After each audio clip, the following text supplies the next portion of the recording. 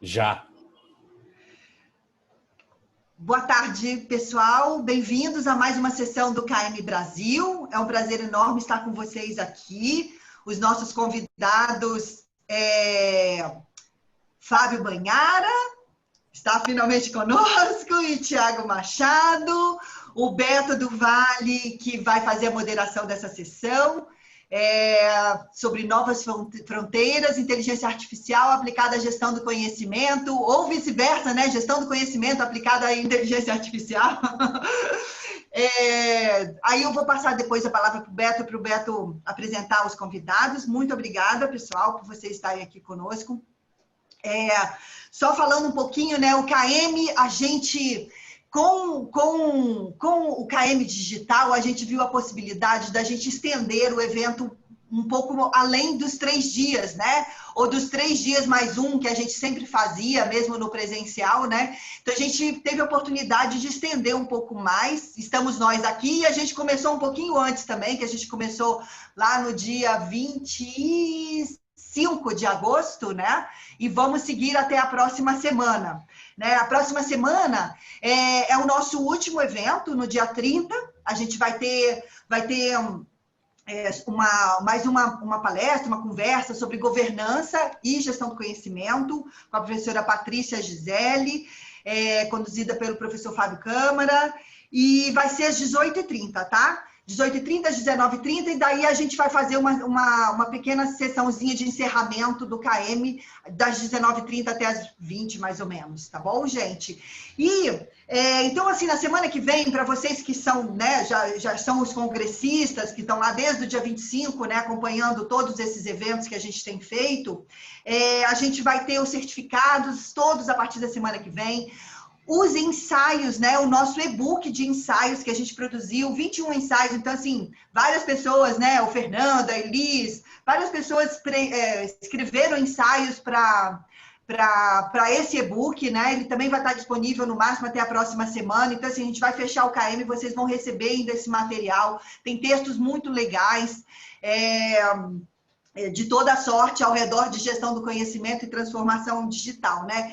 Também temos as atividades, né, do Membership On, então, assim, para quem é associado da SBGC também, temos atividades especiais, atividades para vocês trabalharem como voluntários, porque eu sempre falo, né, nós todos que trabalhamos na SBGC somos voluntários. Nossa SBGC é uma instituição, uma simples super enxuta, que só temos a Mariana, que está aqui como SBGC, ela está escondidinha aqui, ela é a nossa única funcionária da instituição, então nós somos todos voluntários, trabalhamos com bastante amor à causa, amor às conversas, a manter essa instituição de pé, falando sobre gestão do conhecimento, né?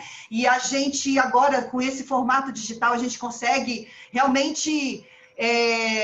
chegar em vários lugares que a gente não chegava antes, né? Principalmente esse evento do KM trouxe muita gente de fora, inclusive, né? Então a gente teve palestrantes de fora do Brasil, sem necessidade de vir até aqui, né?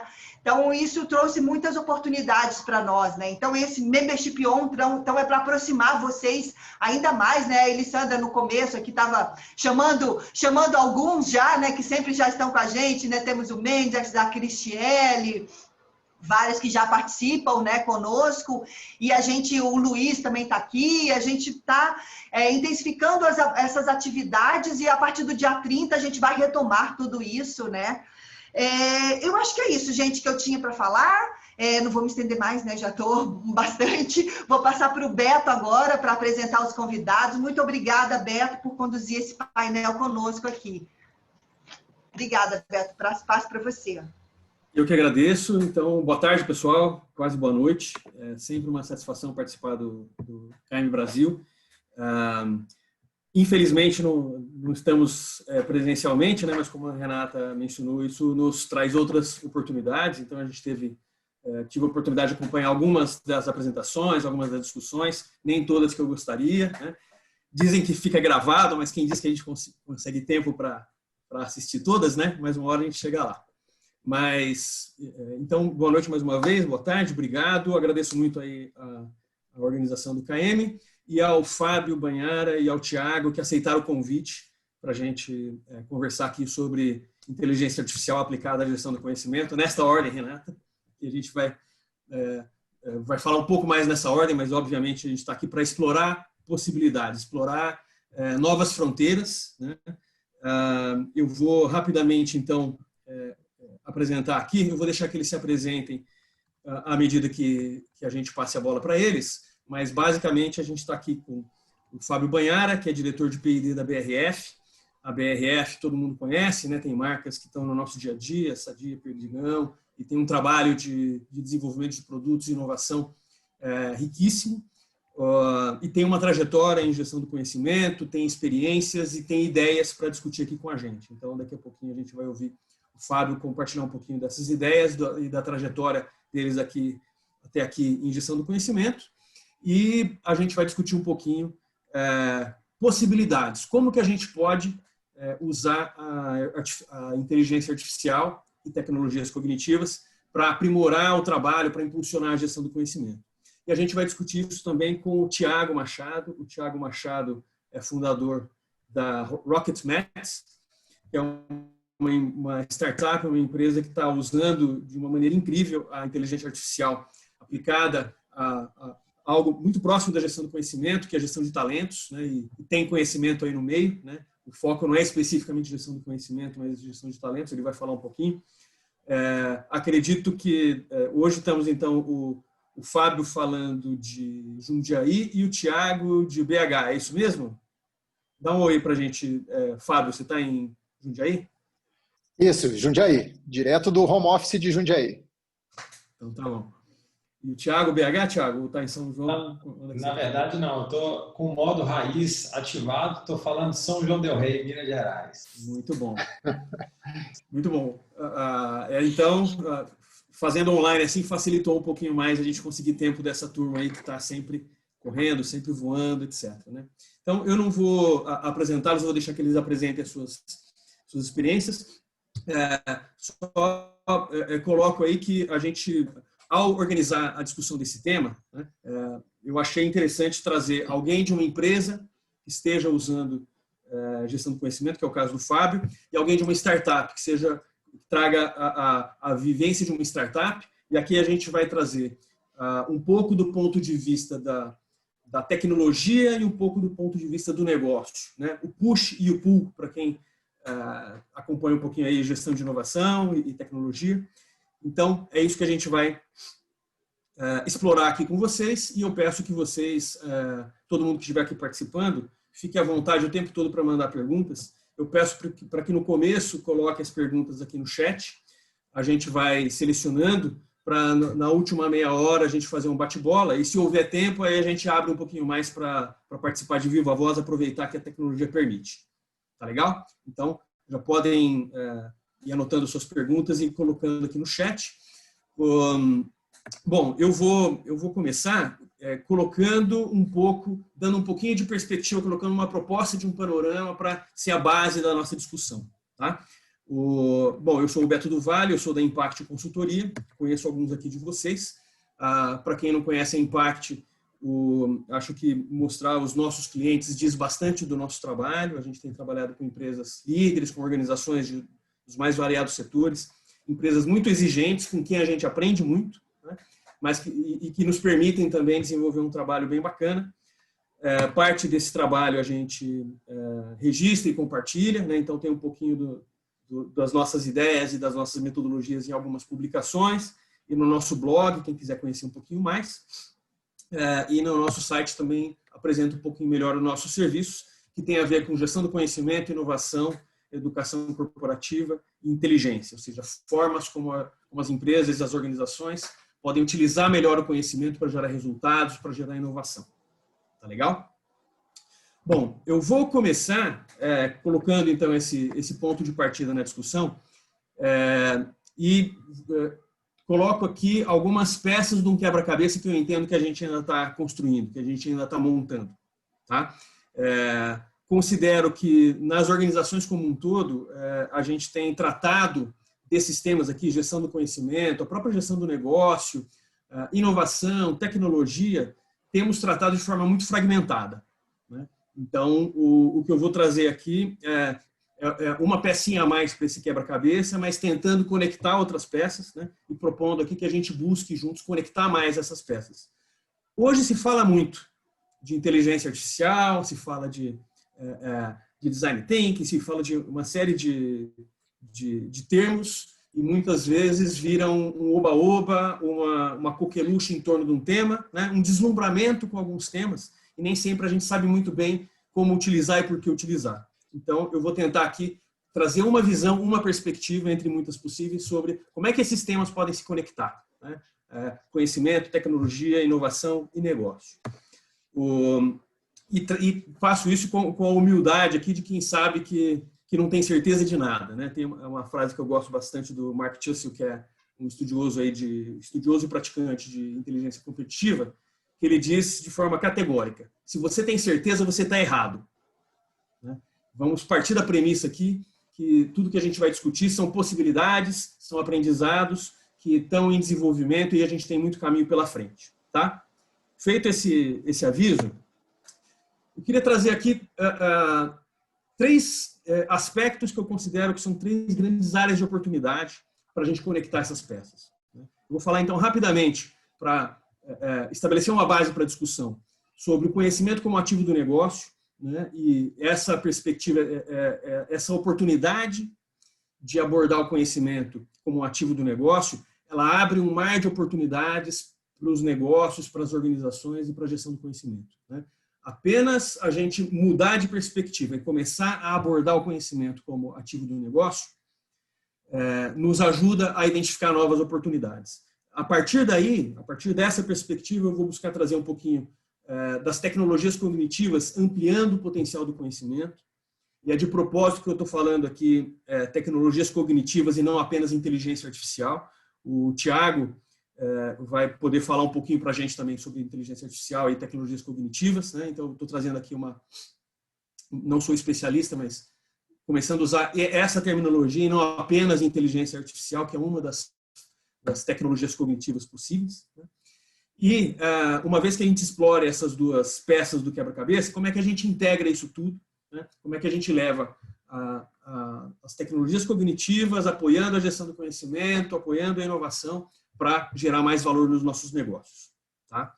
Começando aqui, então, pela primeira pecinha do quebra-cabeça, conhecimento como ativo do negócio. Já tive a oportunidade de tratar essa abordagem em outras instâncias aqui com o KM Brasil e com o SBGC, e a perspectiva de que a gente vive um momento na economia, no desenvolvimento da humanidade, em que o conhecimento cada vez mais é um fator preponderante na geração de valor. Tudo que a gente faz hoje na economia e nos nossos negócios, nas nossas organizações, tem o conhecimento como força motriz para a geração de valor. Não existe geração de valor hoje, praticamente, se não for com base em conhecimento, usando o conhecimento para gerar esses resultados, né? Então, sob essa perspectiva, o conhecimento é o principal fator de geração de valor na nossa economia.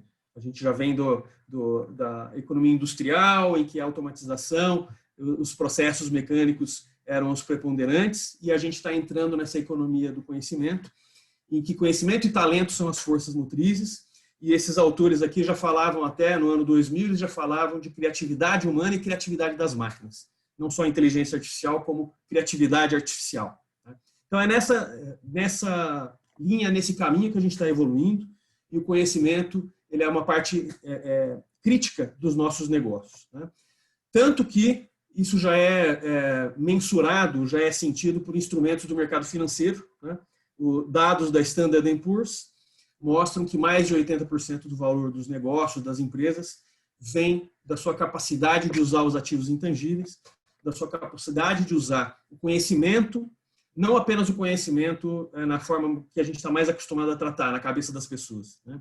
E isso é importante, sim, o conhecimento no nível do capital humano, conhecimento no nível do indivíduo, né? Nossas experiências, nosso talento, nossas vivências, mas também o conhecimento no nível da organização, o capital estrutural. Não só o conhecimento na cabeça das pessoas, mas como esse conhecimento flui na organização, como a gente organiza o trabalho, como é que a gente faz o nosso modelo de gestão, modelo de negócio, e toda essa dimensão mais organizacional do conhecimento. Aí está uma peça importante nesse entendimento do conhecimento como ativo do negócio, e o capital social, os relacionamentos internos e externos que viabilizam essas trocas, esse fluxo de conhecimento. É a combinação desses três tipos de conhecimento, né, do capital intelectual, que faz essa geração de valor, que é responsável por mais de 80% do valor dos resultados das nossas organizações. Né? Então, é realmente um elemento crítico, e esse elemento crítico é que a gente usa para fazer acontecer os nossos negócios, nossa geração de valor nos campos em que a gente atua. Traduzindo isso, né, qualquer resultado depende da aplicação de conhecimento, em qualquer tipo de negócio, em qualquer tipo de organização. Então, se para gerar resultado a gente precisa aplicar conhecimento, conhecimento é central no negócio. Né? Então, a partir daí, abre-se um mundo de oportunidades para a gente explorar dentro dos nossos negócios como que a gente usa o conhecimento para gerar resultado. Hoje, se a gente pegar um negócio típico, e aqui eu vou usar como referência apenas uma referência, esse conceito se aplica a outros setores, etc., mas digamos que seja uma cadeia de valor, uma cadeia de suprimentos que tem aí fornecedores, a empresa, os processos de geração de valor, parceiros e consumidores. Né?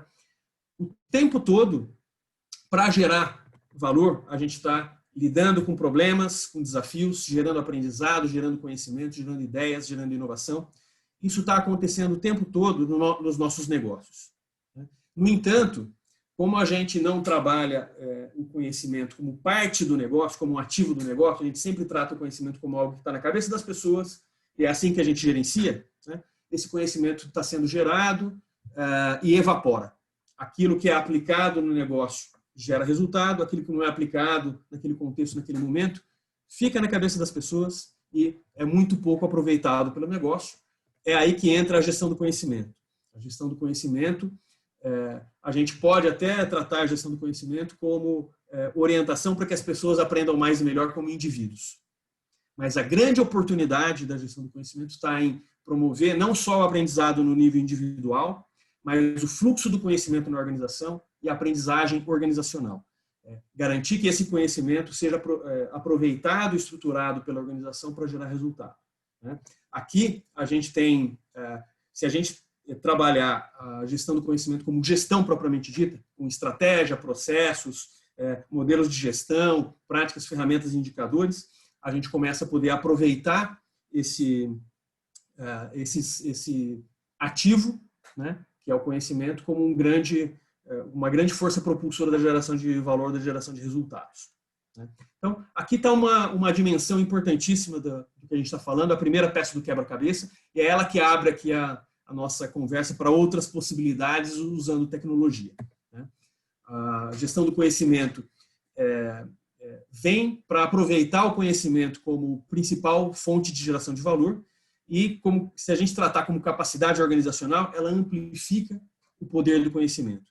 Enquanto ele está apenas na cabeça das pessoas, ele ajuda a gerar resultados. Quando a gente trata a gestão do conhecimento como uma capacidade organizacional, a gente passa a ampliar, a potencializar a capacidade de geração de resultado do conhecimento. Para isso existem modelos de gestão, a gente não vai entrar aqui no detalhe dos formatos e mecanismos de gestão do conhecimento, mas aqui está a primeira grande oportunidade para a gente aproveitar aqui essa economia do conhecimento. E aí que entra a segunda peça do nosso quebra-cabeça, que a gente vai explorar bastante hoje, que é a parte das tecnologias cognitivas. Né? Como que a gente pode usar a tecnologia para ampliar o potencial do conhecimento. Esse é um tema que eu considero que ainda é pouco explorado na gestão do conhecimento, mas que tem um mar de oportunidades aqui para a gente explorar. Né? Ao mesmo tempo que no negócio a gente está gerando conhecimento o tempo todo, né? Gerando ideias o tempo todo para solucionar nossos problemas, e tem a oportunidade aqui para a gestão do conhecimento, da mesma forma, a gente está, ou poderíamos estar, gerando dados o tempo todo. Tudo que a gente faz gera dados, deixa um rastro, né? Quando eu faço uma consulta online, né? Quando a gente gera um documento, quando a gente interage com outros colegas, tudo isso está gerando dados. Quanto mais digitalizado está o nosso trabalho, mais a gente sabe que esses dados estão sendo gerados e que existe um potencial de aproveitar esses dados. né? Quando o nosso trabalho está menos digitalizado, né, existe o potencial de capturar esses dados, mas muitas vezes a gente não aproveita. Muito bem. Esses dados, essas informações que a gente está gerando o tempo todo, né, é que são o campo de oportunidade aqui para a gestão de dados, para Big Data, Analytics, enfim, para gestão de informação, gestão de dados, ciência de dados. Isso é um mar de oportunidades, o Thiago vai poder explorar um pouquinho melhor essa parte. Tem um mar de oportunidades aqui para a gente gerar aprendizado e gerar resultados. Muito bem, aqui a gente começa a ver como essas duas dimensões podem se conectar e, em vez de a gente tratar separado, a gente começar a aproveitar sinergias entre elas, né? Na dimensão aqui da gestão do conhecimento, são as atividades em que os humanos são melhores. No nível aqui dos dados, são as atividades em que as máquinas e os computadores muitas vezes se saem melhor que os humanos, pela sua capacidade de processamento de um volume gigantesco de dados, pela agilidade com que se faz isso, por conseguir diminuir vieses, por conseguir extrair dados com maior precisão, enfim. Tem uma combinação possível aqui dessas atividades, né? E sem a gente pensar apenas naquela dicotomia, inteligência artificial versus inteligência humana, né? Não, eu defendo que a gente valorize o humano e a participação humana nas atividades, nunca a gente vai poder ser substituído por máquinas. E tem gente que defende, não, temos que usar o potencial das máquinas para fazer aquilo que os humanos não conseguem, ou que não deveria estar sendo feito por humanos, né? Isso, a gente deveria abandonar essa dicotomia e começar a explorar as combinações, como uma coisa pode potencializar a outra, né? Então, aqui tem várias atividades em que os humanos são melhores, né? Aprendizagem vivencial, reflexão, tomada de decisão, visão sistêmica, atividades criativas, mas tem muita coisa que os computadores fazem melhor, né? Conseguem nos ajudar. Atividades automatizadas ou repetitivas, processamento de grandes volumes de dados, cálculos complexos, identificação de padrões em dados não estruturados, enfim, tem muita coisa aqui que a gente pode usar a tecnologia para ajudar o nosso trabalho. Aqui também tem uma série de possibilidades que a gente pode explorar, que tem a ver diretamente, contribuem para o trabalho da gestão do conhecimento e para a economia do conhecimento. Então, como que a gente pode usar, por que a gente não pode usar a tecnologia, né, para aquilo que a tecnologia pode fazer com muito mais facilidade em alguns casos, como mapear fluxos de atividades e processos. Podemos usar tecnologias cognitivas para, em vez da gente ter que fazer 200 entrevistas e análise de documentação para mapear processo, se a gente está gerando dados o tempo todo, será que as tecnologias não podem nos ajudar a mapear esses processos e atividades, né? Com muito mais precisão do que nós tentando fazer isso? Identificação de padrões de desempenho, né? Análise de desempenho de regiões, profissionais, produtos, e nos ajudar nessas análises para facilitar a tomada de decisão. Identificação de gargalos no trabalho, mapeamento de redes de conhecimento, como é que está fluindo o conhecimento. Tem uma série de atividades em que a tecnologia aplicada, né, para maximizar a extração de sentido, de significado, de informação dos dados que a gente gera o tempo todo, essa aplicação de tecnologia pode nos ajudar a explorar muito mais essas possibilidades e a ampliar nossa capacidade de geração de valor, né?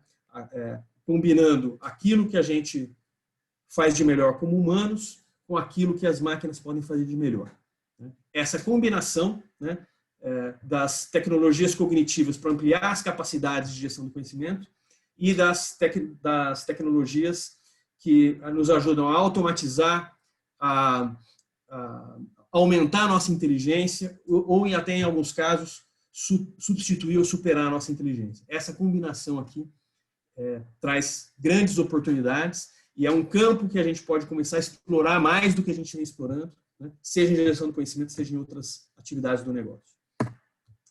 Ou seja, a oportunidade aqui está em entender as múltiplas possibilidades de aplicação dessas tecnologias cognitivas como parte da gestão do conhecimento, como parte desse trabalho de transformar conhecimento em valor, né? Juntando as duas peças do quebra-cabeça. Se a geração de resultados depende diretamente da aplicação de conhecimentos, né, a gente passa a ter a gestão do conhecimento como uma capacidade central do negócio, uma capacidade crítica para o negócio. E se as tecnologias cognitivas podem nos ajudar a fazer melhor esse trabalho, então a combinação das duas tem o potencial de ampliar a nossa capacidade de gestão do conhecimento, de usar muito melhor a gestão do conhecimento como um fator de geração de resultado para o negócio, né? Manter a gestão do conhecimento como uma atividade de suporte não é a atitude mais inteligente das organizações.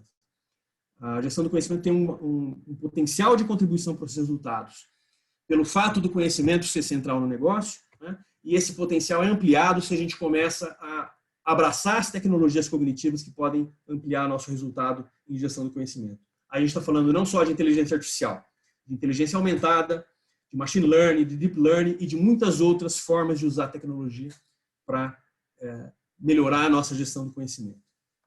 Isso nos leva ao terceiro ponto, que é a integração disso tudo. Aqui tem uma possibilidade também que é exploratória, mas que a gente compartilha com vocês como um ponto de partida para a discussão aqui, que quanto mais a gente consegue, essa discussão começa com gestão do conhecimento e nos leva para tecnologias cognitivas, né? O caminho, a trajetória da gestão do conhecimento passa por estruturar conhecimentos, né? Se a gente quer explorar não só o conhecimento na cabeça das pessoas como um potencial humano, né, mas explorar o potencial coletivo e organizacional do conhecimento, a gente precisa estruturar o conhecimento, né? A gente começa a trabalhar o nível do conhecimento básico, no nível do indivíduo, as lições aprendidas, os aprendizados, os conceitos, mas à medida que a gente consegue replicar esse conhecimento em outros contextos do negócio, né, e ver que esse conhecimento gera mais resultado, a gente começa a estruturar melhor esse aprendizado, a promover a evolução do conhecimento no nível do indivíduo, conhecimento básico, para um conhecimento estruturado, né, evoluir das lições aprendidas para as boas práticas, aquelas práticas que tecnicamente são validadas, que elas já foram aplicadas em vários contextos, e nessa aplicação, nessa replicação em vários contextos, elas mostraram que geram um melhor resultado. E quanto mais a gente estrutura o conhecimento no nível da organização, evolui para processos, né, combinações de indivíduos, de atividades, de boas práticas em processos mais complexos, a gente passa para o conhecimento sistematizado no nível organizacional, né? Essa trajetória é uma trajetória que a gestão do conhecimento já faz. Ajudar as organizações a transitar do conhecimento no nível individual para o nível organizacional, né? Trabalhar a estruturação desse conhecimento na medida que ele é aplicável em novos contextos, e à medida que ele é aplicado em novos contextos, ele vai sendo validado, o bom conhecimento vira boa prática, a boa prática, que é tão boa, que funciona, que traz o melhor resultado possível na organização, a gente passa a tratar como um processo, como uma norma, como algo que é tecnicamente validado, né?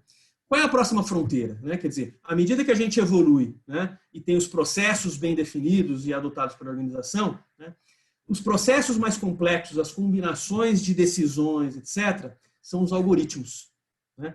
Então, a gente pode começar a entender que os algoritmos são uma forma mais complexa, mais sofisticada de estruturação de conhecimentos, né? E que podem ser trabalhados no nível de uma organização mais digitalizada, né? O conhecimento digitalizado, o que nos levaria a uma evolução a partir de sucessivos graus de estruturação do conhecimento. A gente está começando a falar de aprendizagem organizacional. Quanto mais a gente evolui nesse grau de estruturação e mais incorpora o conhecimento por instâncias organizacionais, mais a gente está falando de aprendizagem organizacional. E se a gente estiver fazendo isso tudo de uma forma digitalizada, esse caminho converge com o da digitalização. Em certa medida, o que eu tenho visto é que existe uma convergência forte entre digitalização e gestão do conhecimento, né? O processo de digitalização pelo qual a gente vem passando, ele tem sido, né, as empresas mais digitalizadas, vou construir de outra forma, as empresas mais digitalizadas tiveram mais facilidade de se adequar a esses novos tempos e a estruturar melhor o seu conhecimento, né? E principalmente nessa fase de pandemia. Então a gente tem aqui, eu poderia colocar exemplos, né, de graus de estruturação do conhecimento. Como eu já estou me estendendo um pouquinho, eu vou acelerar essa parte. A gente tem tecnologias cognitivas que apoiam cada um desses níveis, desde o conhecimento individual, né? Se a gente for pensar uma calculadora HP, né, que ajuda a fazer cálculos matemáticos, é uma tecnologia cognitiva que ajuda o desempenho do conhecimento lá no nível do indivíduo, né? Mas se a gente evolui aí para processos organizacionais, para sistemas organizacionais, tem outras tecnologias cognitivas que podem nos ajudar. Então, tem um caminho natural aqui para a gente evoluir, no qual a digitalização e a inteligência artificial, as tecnologias cognitivas, são uma camada que a gente deve perseguir via gestão do conhecimento. Quem tiver melhor gestão do conhecimento vai conseguir se digitalizar melhor e aproveitar melhor essas tecnologias cognitivas, e vice-versa. Quem estiver se digitalizando mais pode ter uma capacidade melhor de fazer gestão do conhecimento, se enxergar aquela primeira peça do quebra-cabeça. O conhecimento é central nesse processo e não um acessório. E quando a gente entra na questão da gestão do conhecimento e busca essa convergência, o processo de gestão do conhecimento pode se beneficiar de várias formas das tecnologias cognitivas. Aqui a gente montou um quadro exploratório também, para a gente pensar para fazer esse ciclo acontecer, a captura do conhecimento, a mobilização e disseminação do conhecimento, e mesmo a criação de conhecimento novo e a inovação, a gente pode usar tecnologias cognitivas para ter a inteligência aumentada, ou seja, aumentar o nosso potencial humano, ou a inteligência artificial, para, em alguns casos, fazer aquilo que os humanos não fazem, ou fazer melhor aquilo que os humanos fazem. Quando a gente fala de usar tecnologias cognitivas no nível da captura do conhecimento, a gente pode usar para mapeamento e classificação de fontes, documentais e humanas, para curadoria e recomendação de conteúdos. A gente tem aplicações aí da Microsoft, o Cortex, que é uma aplicação que recomenda conteúdos a partir do uso que a gente faz de conteúdos e tecnologias. Seria um exemplo de aplicação.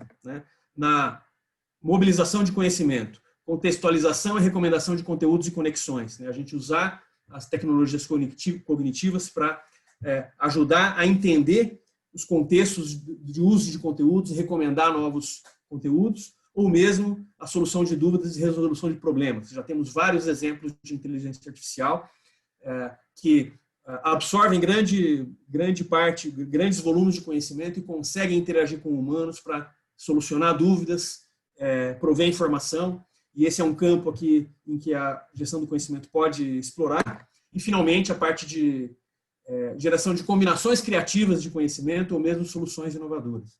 Também já temos aplicações de inteligência artificial com composição de músicas, com elaboração de textos, a partir de volumes de dados, grandes volumes de dados e algoritmos desenvolvidos e treinados que podem ser vistos como uma camada adicional ali daquela evolução de conhecimento estruturado na organização.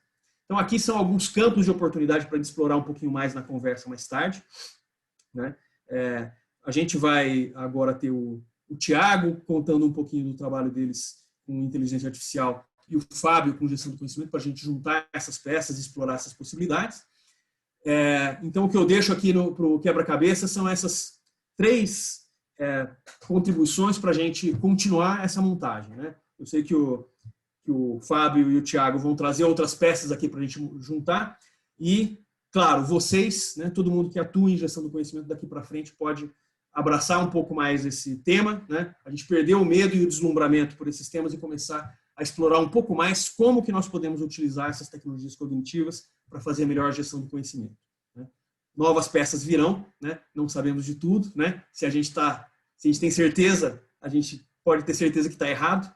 Então, com essa provocação aqui que eu deixo aqui meus contatos para a gente conversar mais e chamo aqui o Tiago para trazer a visão dele e fazer a apresentação dele. Tiago, bola com você agora. Maravilha, pessoal. Boa tarde, Beto. Obrigado aí mais uma vez aí pela oportunidade. Eu preciso você precisa parar de... Aí, beleza. Você compartilhar para eu poder entrar aqui.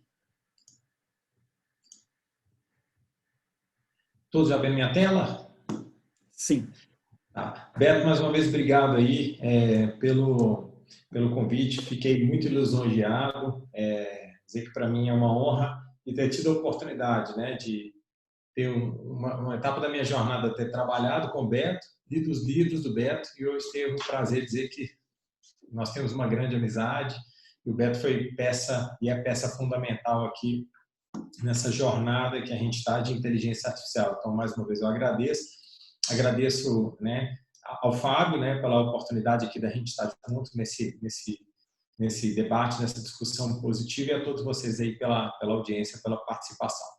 Vamos lá. Eu vim falar um pouquinho da parte de inteligência artificial. É claro que é um desafio, né? E aí eu vou fazer uma sinergia legal daquilo que a gente trabalha hoje, recrutamento e seleção, e na parte de gestão de pessoas. A Rocketmat é uma empresa que começou em Belo Horizonte, né? Nós começamos em 2017, estamos fazendo 3 anos, absolutamente agora. Começou eu mais um fundador, né? O Paulo, que é meu sócio e amigo. A gente começou basicamente do 000, né? Então a gente teve um MVP, foi super bem sucedido.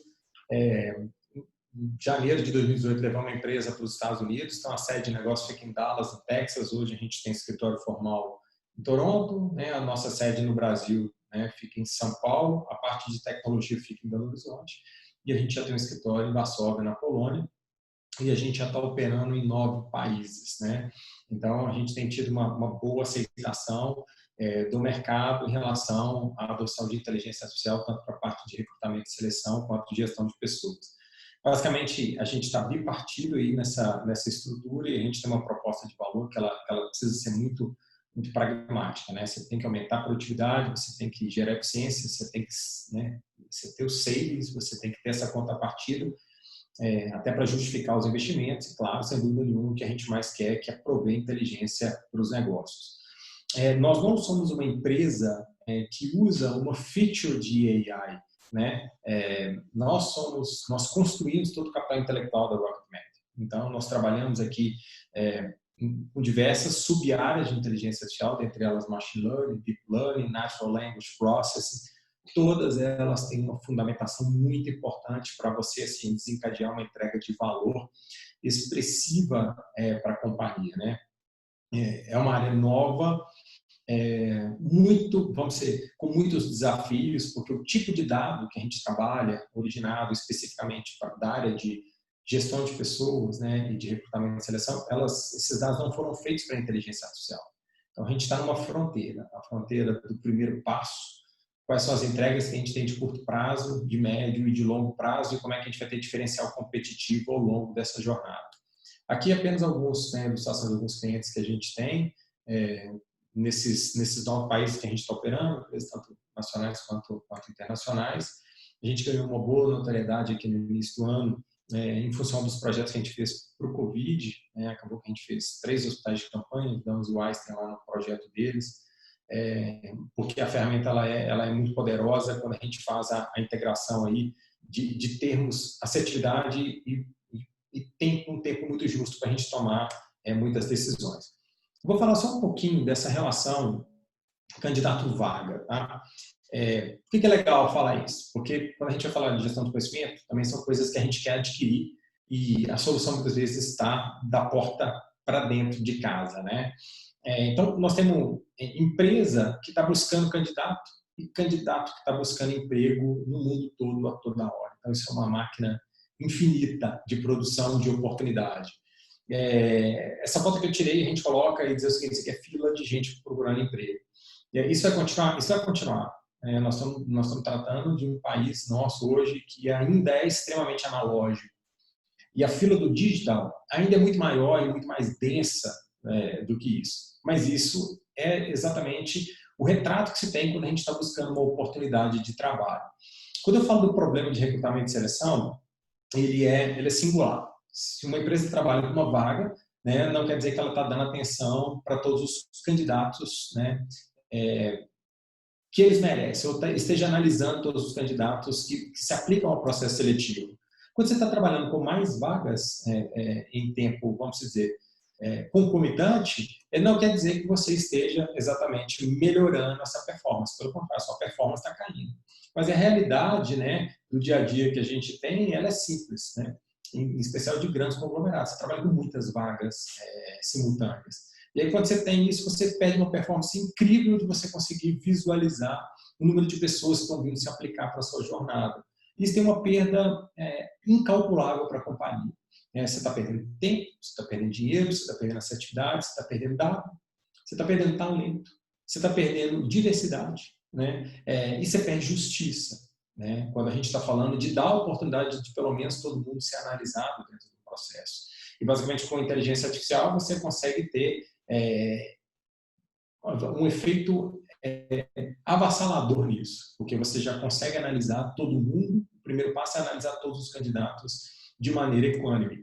E aí, para ilustrar isso, né, nós fizemos 3 projetos, 3 empresas muito similares. Cada uma tinha uma sample de dados, né, de 900 mil currículos que nos foram fornecidos ali, e nós perguntamos para cada uma das empresas quantos candidatos vocês analisaram nessa jornada. E aí cada uma das empresas respondeu para a gente. A primeira 4% da base, a outra 6% da base, a outra foi muito melhor, analisou 23% da base. Nós estamos falando de quase 2.700.000 vidas, né? E basicamente mais de 2 milhões de pessoas que sequer foram analisadas, né? A Rocket Math conseguiu analisar, em suma, né, praticamente esses 2,7 milhões de candidatos em 80 segundos, com uma precisão de quase 80%. Significa que a capacidade de processamento é muito grande, né, da parte computacional. Então, a gente foi feito para uma estrutura de você ter escala. E quando você tem escala, né, a gente pode colocar o que precisar dentro da máquina que ela vai devolver para a gente ativo de valor. Quando a gente olha para dentro de casa, a gente vê o cenário de pessoas, né, interno de uma companhia, necessariamente a gente trabalha com foto, né? Então, assim, o que a gente quer dizer é que você tem muita ferramenta que não é de diagnóstico e às vezes esses diagnósticos não são escaláveis. E aí, quando você não escala nessa estrutura, né, quer dizer o seguinte, que você tem ciclos e esses ciclos eles podem ser interrompidos e aí você perde entrega de valor do curto, no médio e no longo prazo. E o investimento é contínuo e altíssimo, né? E aí o que falta para a companhia? Falta um elemento que para a gente é primordial, que chama-se previsibilidade. Aquilo que o mercado financeiro tem há 10 anos, né, a gente vai poder ter agora no dia a dia das companhias quando a gente se tratar do ponto de vista de dados que envolvam pessoas. Como é que se resolve isso? Capacidade computacional e matemática. Então, é basicamente isso que está por trás e o que é inteligência artificial de verdade. Ferramentas de IA não são estándar. Não adianta a gente chegar lá e falar assim, olha, eu vou chegar dentro desse grande player aqui, eu vou comprar alguma coisa, isso vai resolver o meu problema. Não tem jeito. As empresas são diferentes, elas são formadas por pessoas diferentes. Então, o cross-knowledge disso aqui é completamente diferente. Então, ou seja, você precisa treinar modelo matemático para cada tipo de empresa. Você precisa ter um algoritmo para cada tipo de empresa. Se você não fizer isso, né, você está trazendo elementos de empresa A que vão se misturar com a B e, no final das contas, o algoritmo não vai conseguir te dar a resposta que você precisa. E a analogia aqui é simples, né? A gente tem uma expectativa que a gente sabe o que tem de conhecimento da companhia. Mas quando a gente explora recursos como os nossos, a capacidade de transação de dados e de exploração, ela é muito maior. Ela é muito maior, seja numa escala que a gente não tem conhecimento. A gente foi feito para trabalhar com dados totalmente não estruturados. Quanto mais rudimentar, melhor. Quanto mais editado foi pelo humano, pior. Porque aí a gente pode entender que pode ter gerado ao longo do ciclo algum tipo de viés que tenha fracionado uma decisão diferente que poderia não ter sido a melhor ao longo desse ciclo. Quando a gente trata de dados de recrutamento e seleção, são simples, né? Currículo, acesso a questionário. Agora, quando a gente tem a exploração do mundo dentro de casa, aí a gente consegue explorar isso de uma maneira muito mais rica e de uma maneira muito mais exponencial. E o exemplo disso é isso aqui, né? Eu tenho no processo seletivo, quando um recrutador está analisando um candidato, ele analisa 4 ou 5 parâmetros ali, todos anonimizados, a gente nunca sabe quem é uma pessoa. Na hora que ele pega esses dados de agrupamento de currículos, ele transforma isso aqui nesse exemplo em mais de 1.167 características de um indivíduo. E aí a analogia é igual ao Uber, né? Vamos pensar que você tem origem, você tem seu destino. Para o Uber te dar o preço, te dar o tempo de corrida e alocar o melhor motorista para você, com o melhor match, ele faz milhões de cálculos ali em frações de milésimos de segundo. É basicamente o que a Rocket Match vai fazer. É como se ela estivesse checando 1.167 características de uma pessoa. E não obstante o que ela faz de checar essas características, ela consegue ranquear, entender quais dessas características que fazem sentido para o modelo de negócio da companhia. Quando a gente olha para dentro de casa e que a gente começa a ter dados, por exemplo, de treinamento, de performance, de hard skills, que são os conhecimentos muitas vezes que estão lá dentro da companhia, essa relação não é só do indivíduo, é do indivíduo como um todo. E aí essa imagem ela consegue mostrar para a gente o que realmente você consegue quando você está transacionando informação cross-company. E aí a gente tem uma solução que chama Spectrum, que o objetivo dela é trazer essa previsibilidade. É olhar o que está acontecendo dentro do conceito, uma estrutura organizacional, e o quanto você tem que acelerar ou não uma tomada de decisões ali dentro. E é claro, sem dúvida nenhuma, quando ele está fazendo os seus outputs, ele tem uma série de informações que está por trás. E entender essas informações que vão trazer o algoritmo do modo qualitativo muito maior é o que vai trazer o diferencial competitivo para as companhias.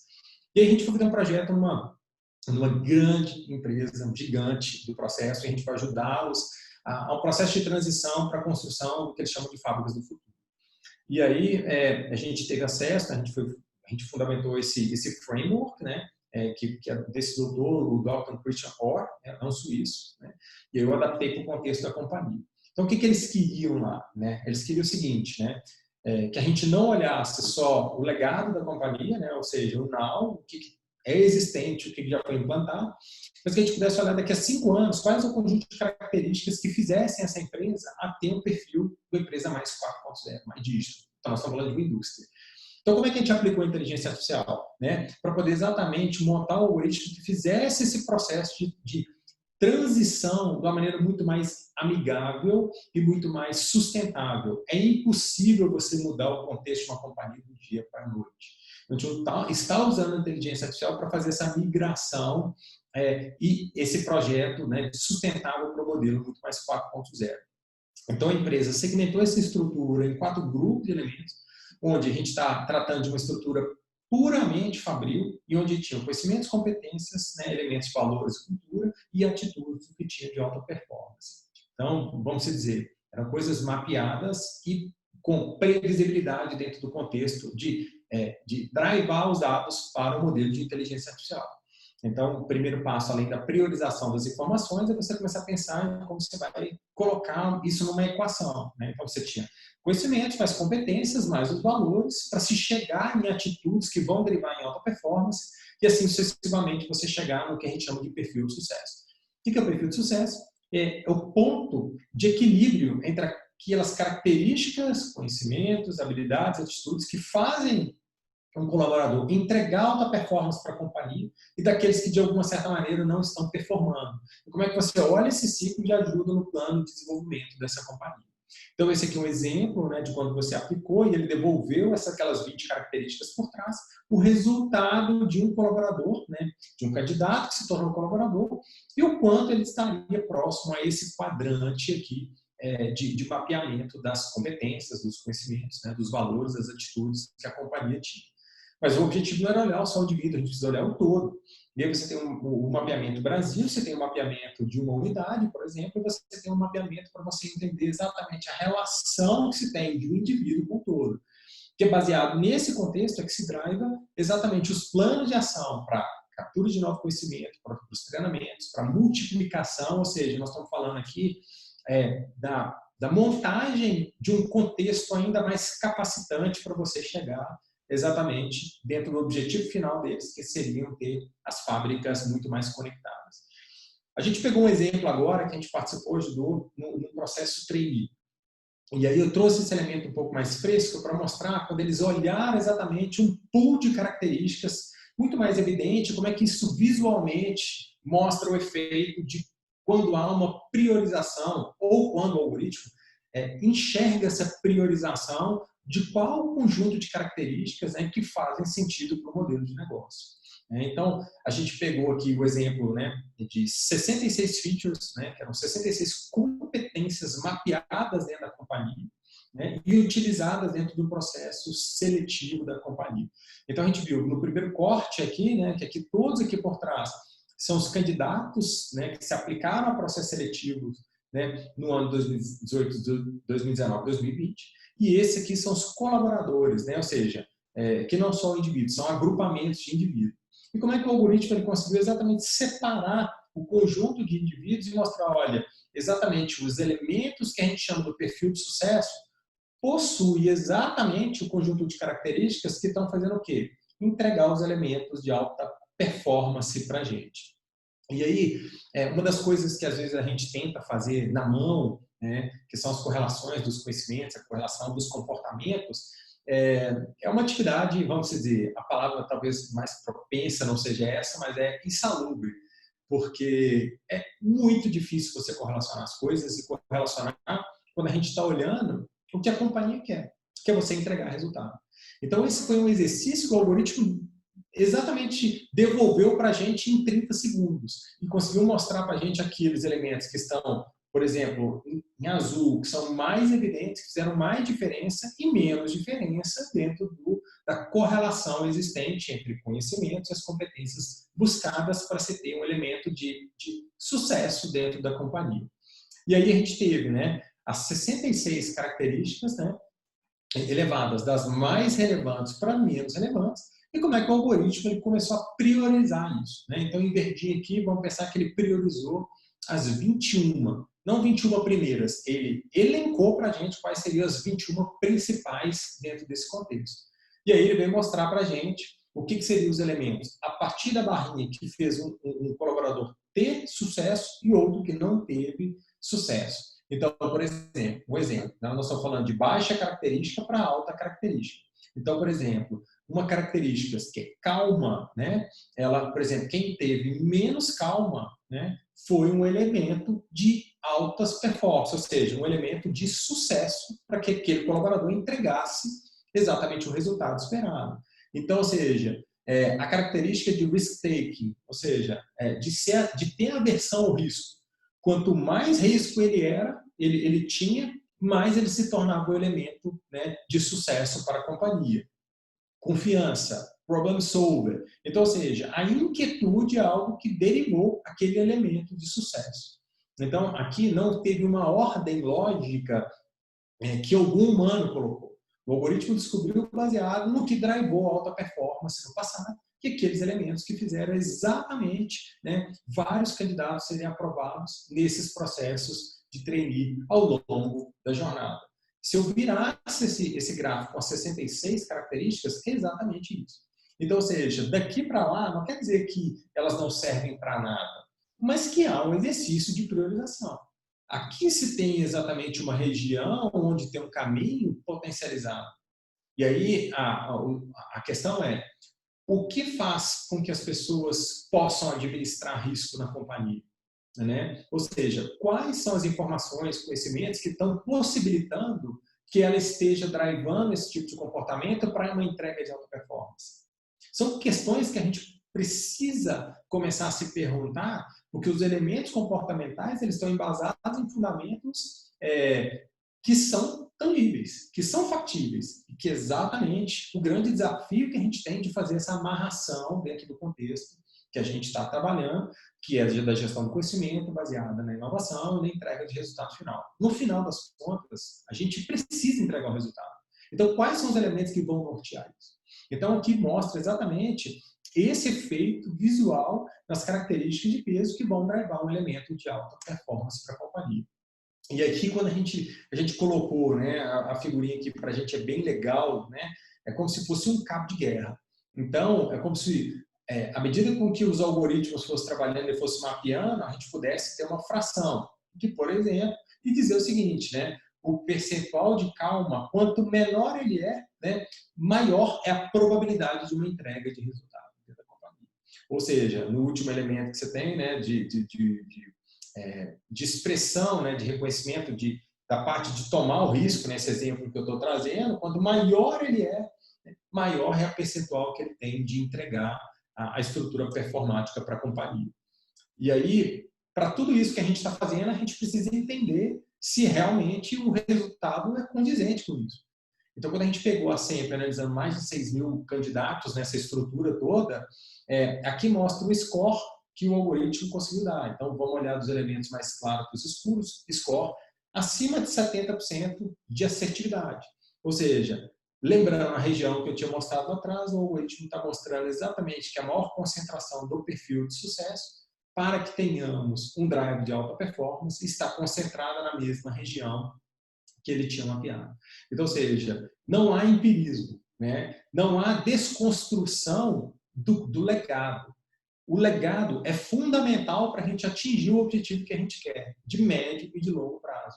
Então, o que a gente precisa é entender as nuances que vão derivar essa estrutura de entrega de resultado para a companhia e como é que nós vamos potencializar. Porque para a gente, na área de matemática, vamos dizer o seguinte, a justiça e a assertividade, elas têm que estar balizadas, né? Você tem que ter um efeito de equilíbrio. Não adianta a gente ir para um lugar de mais e outro lugar de menos, senão a gente vai desequilibrar essa equação e, afinal de contas, a mão no volante é de vocês, é dos profissionais, é do ser humano, né? A máquina está muito longe de substituir o humano quando a gente está falando de capital intelectual dentro de uma companhia. Talvez a gente não imagine, mas às vezes a gente é contaminado por questões de mídia, de estudos às vezes que não são tão profundos, mas a verdade né, a máquina está aqui para potencializar as nossas decisões, sem dúvida nenhuma, trazer elementos que a gente possa derivar uma entrega para a sociedade como um todo, que eu acho que é o grande objetivo que a tecnologia tem de ser o meio e não o fim das ações aqui para as pessoas. Pessoal, era isso que eu tinha para poder compartilhar com vocês aqui até o momento, tá? Muito obrigado. Muito bom, Thiago.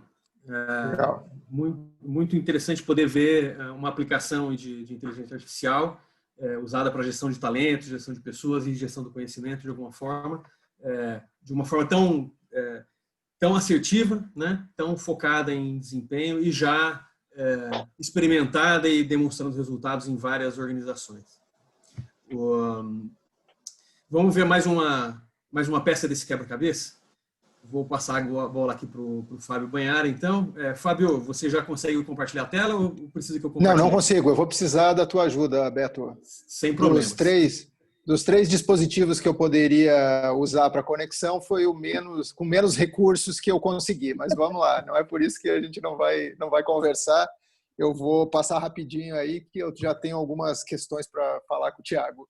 Legal, isso mesmo. O pessoal já pode ir também anotando as perguntas, né, anotando as questões, que a gente vai ter um tempinho para conversar no final. Já consultei o Fábio aqui e a gente começou um pouquinho atrasado, então ele pode ficar um pouquinho além do nosso tempo, para quem puder ficar um pouquinho mais, além das 18h30. E vão anotando as perguntas e, Fábio, com você. Já estão vendo a minha tela? Sim, já vejo sim, Beto. Muito obrigado. Obrigado, Beto. Obrigado ao time aí que organizou o evento pelo convite. Para mim é um prazer muito grande estar falando disso. Eu já começo pedindo um pouco de liberdade poética, porque eu não sou uma pessoa da área de gestão do conhecimento. Eu sou um usuário da gestão do conhecimento. Então, eu vou tentar me fazer entender, mas possivelmente alguns dos termos que eu use, depois o Beto vai ter que corrigir, porque eu sou um usuário. Mas eu gosto muito da área, tenho patrocinado o projeto que a BRF vem conduzindo nessa área de gestão do conhecimento. Se você puder passar, Beto, eu vou falar um pouquinho sobre a BRF. A BRF é muito conhecida principalmente pelas suas marcas, então a BRF é resultado da fusão entre a Perdigão e a Sadia. Essa fusão aconteceu em 2010. Até então as empresas eram também reconhecidas pelas suas marcas de consumo.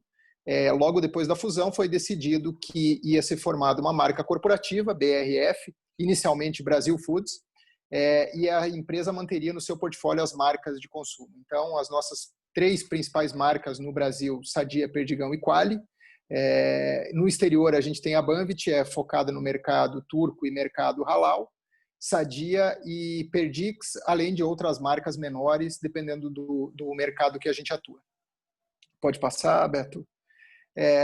A gente é uma empresa trabalho para uma empresa de 85 anos, então vocês podem imaginar que a gente tem parques fabris, desde esse que aparece na foto, que é um parque relativamente novo, ele é do ano de 2010, está na fronteira agrícola do Brasil, lá em Lucas do Rio Verde, Mato Grosso, até parques que a cidade cresceu ao redor dos parques industriais, nas cidades de Concórdia, Videira, Amaral, que são fábricas muito mais antigas, mas nem por isso não deixaram de passar por atualizações tecnológicas nos seus parques. Mas a complexidade dos nossos processos é que a gente precisa fazer o mesmo produto, independente de esse produto ser produzido numa fábrica de 10 anos, como essa, de Lucas do Rio Verde, ou numa fábrica de 40, 50 anos, como as fábricas que a gente tem no Sul.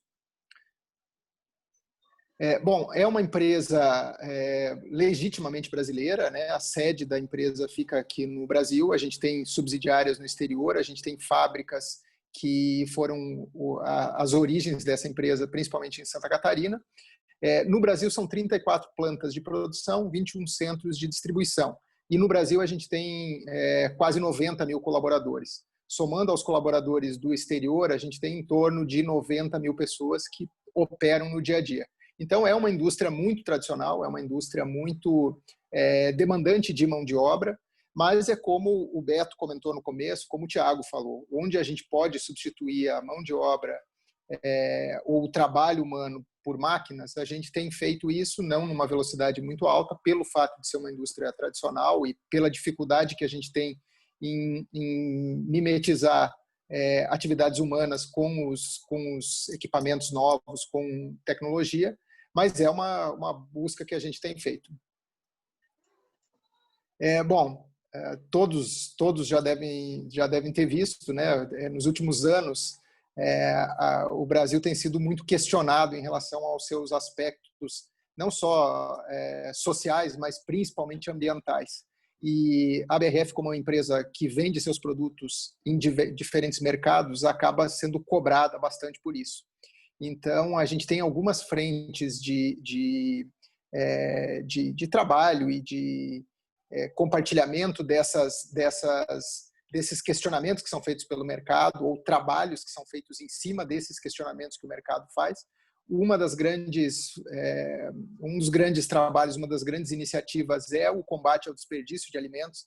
Então, seja o aproveitamento total do produto, dos abates, das linhas que produzem nossos pratos prontos, por exemplo, até os impactos ambientais que as nossas operações causam. Então, desde originação das matérias-primas que são usadas nas rações dos nossos animais, até o uso racional dos recursos, tanto energia, tanto biomassa, quanto recursos hídricos. Bom, o nosso objetivo é proporcionar, queremos como empresa proporcionar uma vida melhor às pessoas, desde aos nossos consumidores, mas principalmente aos nossos colaboradores. Então, quando a gente pega o índice de desenvolvimento humano das cidades onde a BRF atua, e aí são cidades, desde cidades no sul do Brasil, cidades no centro-oeste e no nordeste, a gente tem um índice de desenvolvimento humano nessas cidades muito grandes. Quer dizer, o modelo de trabalho de integração que a empresa tem, ele é um modelo que distribui muita renda nas localidades onde ela atua. E isso é motivo de orgulho para a gente. A gente entende que isso também faz parte da sustentabilidade do nosso negócio. Então, vamos lá. Mas como a gente trabalha gestão do conhecimento numa indústria que já opera há mais de 80 anos, numa indústria muito tradicional, que aparentemente, só aparentemente, tem pouco a inovar ou inova principalmente de forma incremental. Bom, a gente sempre, a indústria de alimentos sempre trabalhou de forma a usar o conhecimento. Então, desde o conhecimento de modelos de negócio, como é o modelo de negócio de integração, mas a gente percebeu que dentro da área de pesquisa e desenvolvimento de produtos voltado para o consumidor final, a gente tinha um potencial muito grande de passar de um conhecimento básico que era muito, que ainda é forte nisso, que ainda é muito da cabeça das pessoas, do conhecimento que eles acumularam ao longo dos anos, para um sistema muito mais estruturado que pudesse, sim, dar uma vantagem competitiva muito maior para a BRF. Para isso, no diagnóstico inicial que foi feito em relação a qual era o nosso nível de gestão do conhecimento como empresa na área de pesquisa e desenvolvimento, né?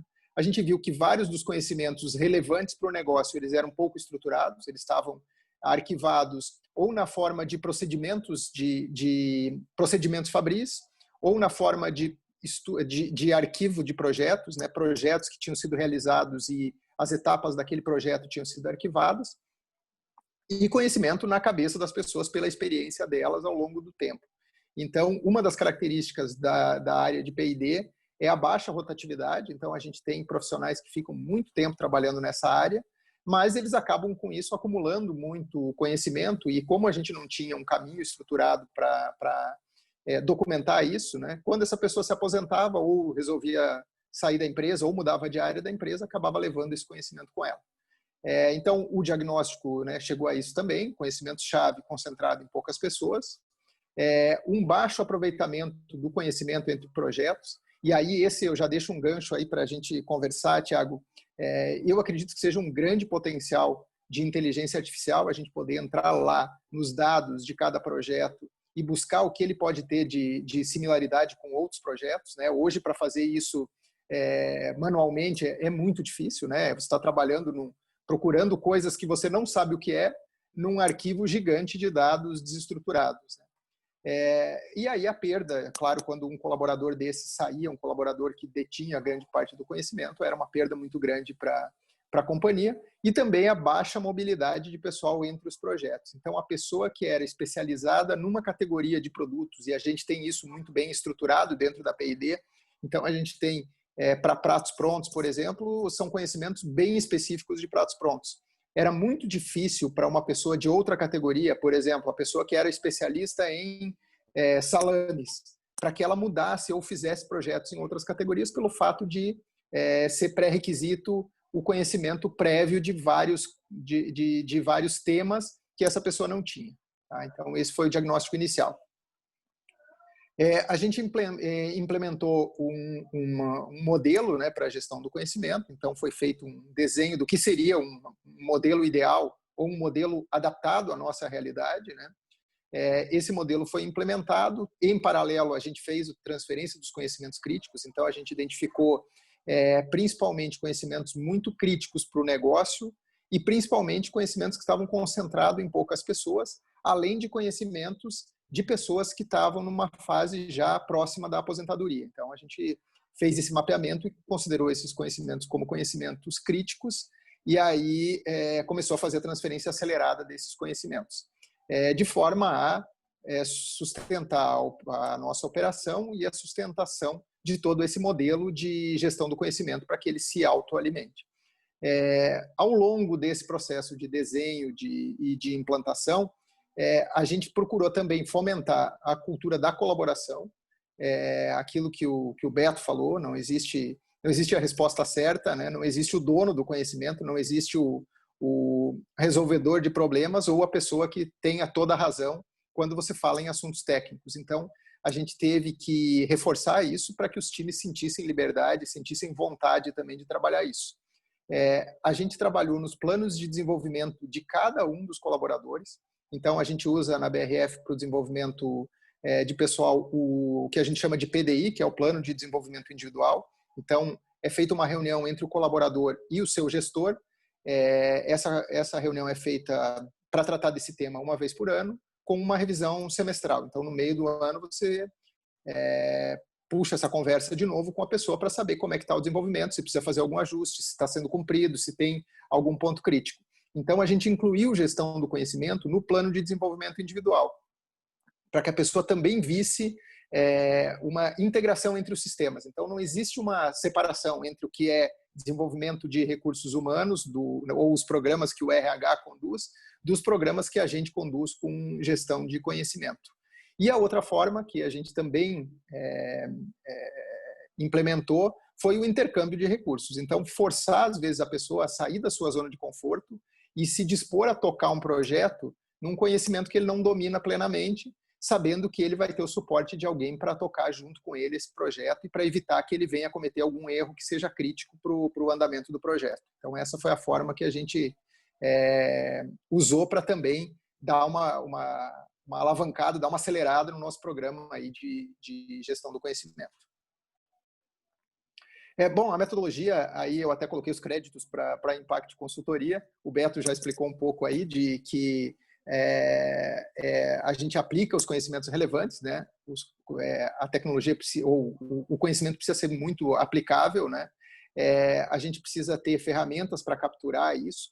A mobilização da equipe, aquilo que eu comentei antes, a gente precisa, como gestor, fazer com que as pessoas deem importância para isso, né? No começo, a gestão do conhecimento acaba sendo, né, documentar aquilo que está sendo feito, documentar os conhecimentos críticos, acaba sendo uma atividade extra, uma atividade a mais, que o pesquisador que antes era acostumado a fazer as coisas de um jeito com mais liberdade, acaba achando, puxa, mas né, me deram mais serviço.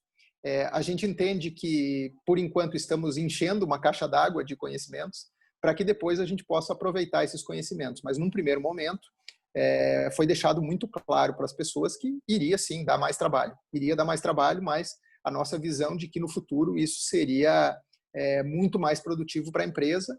E, nesse período, também foram criados as infraestruturas, né, tanto de informática para armazenar esses dados, quanto as ferramentas. E aí a gente testou algumas ferramentas diferentes para armazenamento, para captura dos conhecimentos, desde relatórios finais, relatórios parciais de entregas, relatórios técnicos, até storytelling, onde a gente contava e gravava em vídeo a história que as pessoas tinham vivido ao longo daqueles projetos. Bom, e os projetos no centro. Como a gente fez a dinâmica, né, da gestão do conhecimento, então, baseado em aprender, consultar, então, em caso de dúvidas, em caso de alguma necessidade que a base de dados tivesse disponível para consulta, e a aplicação final.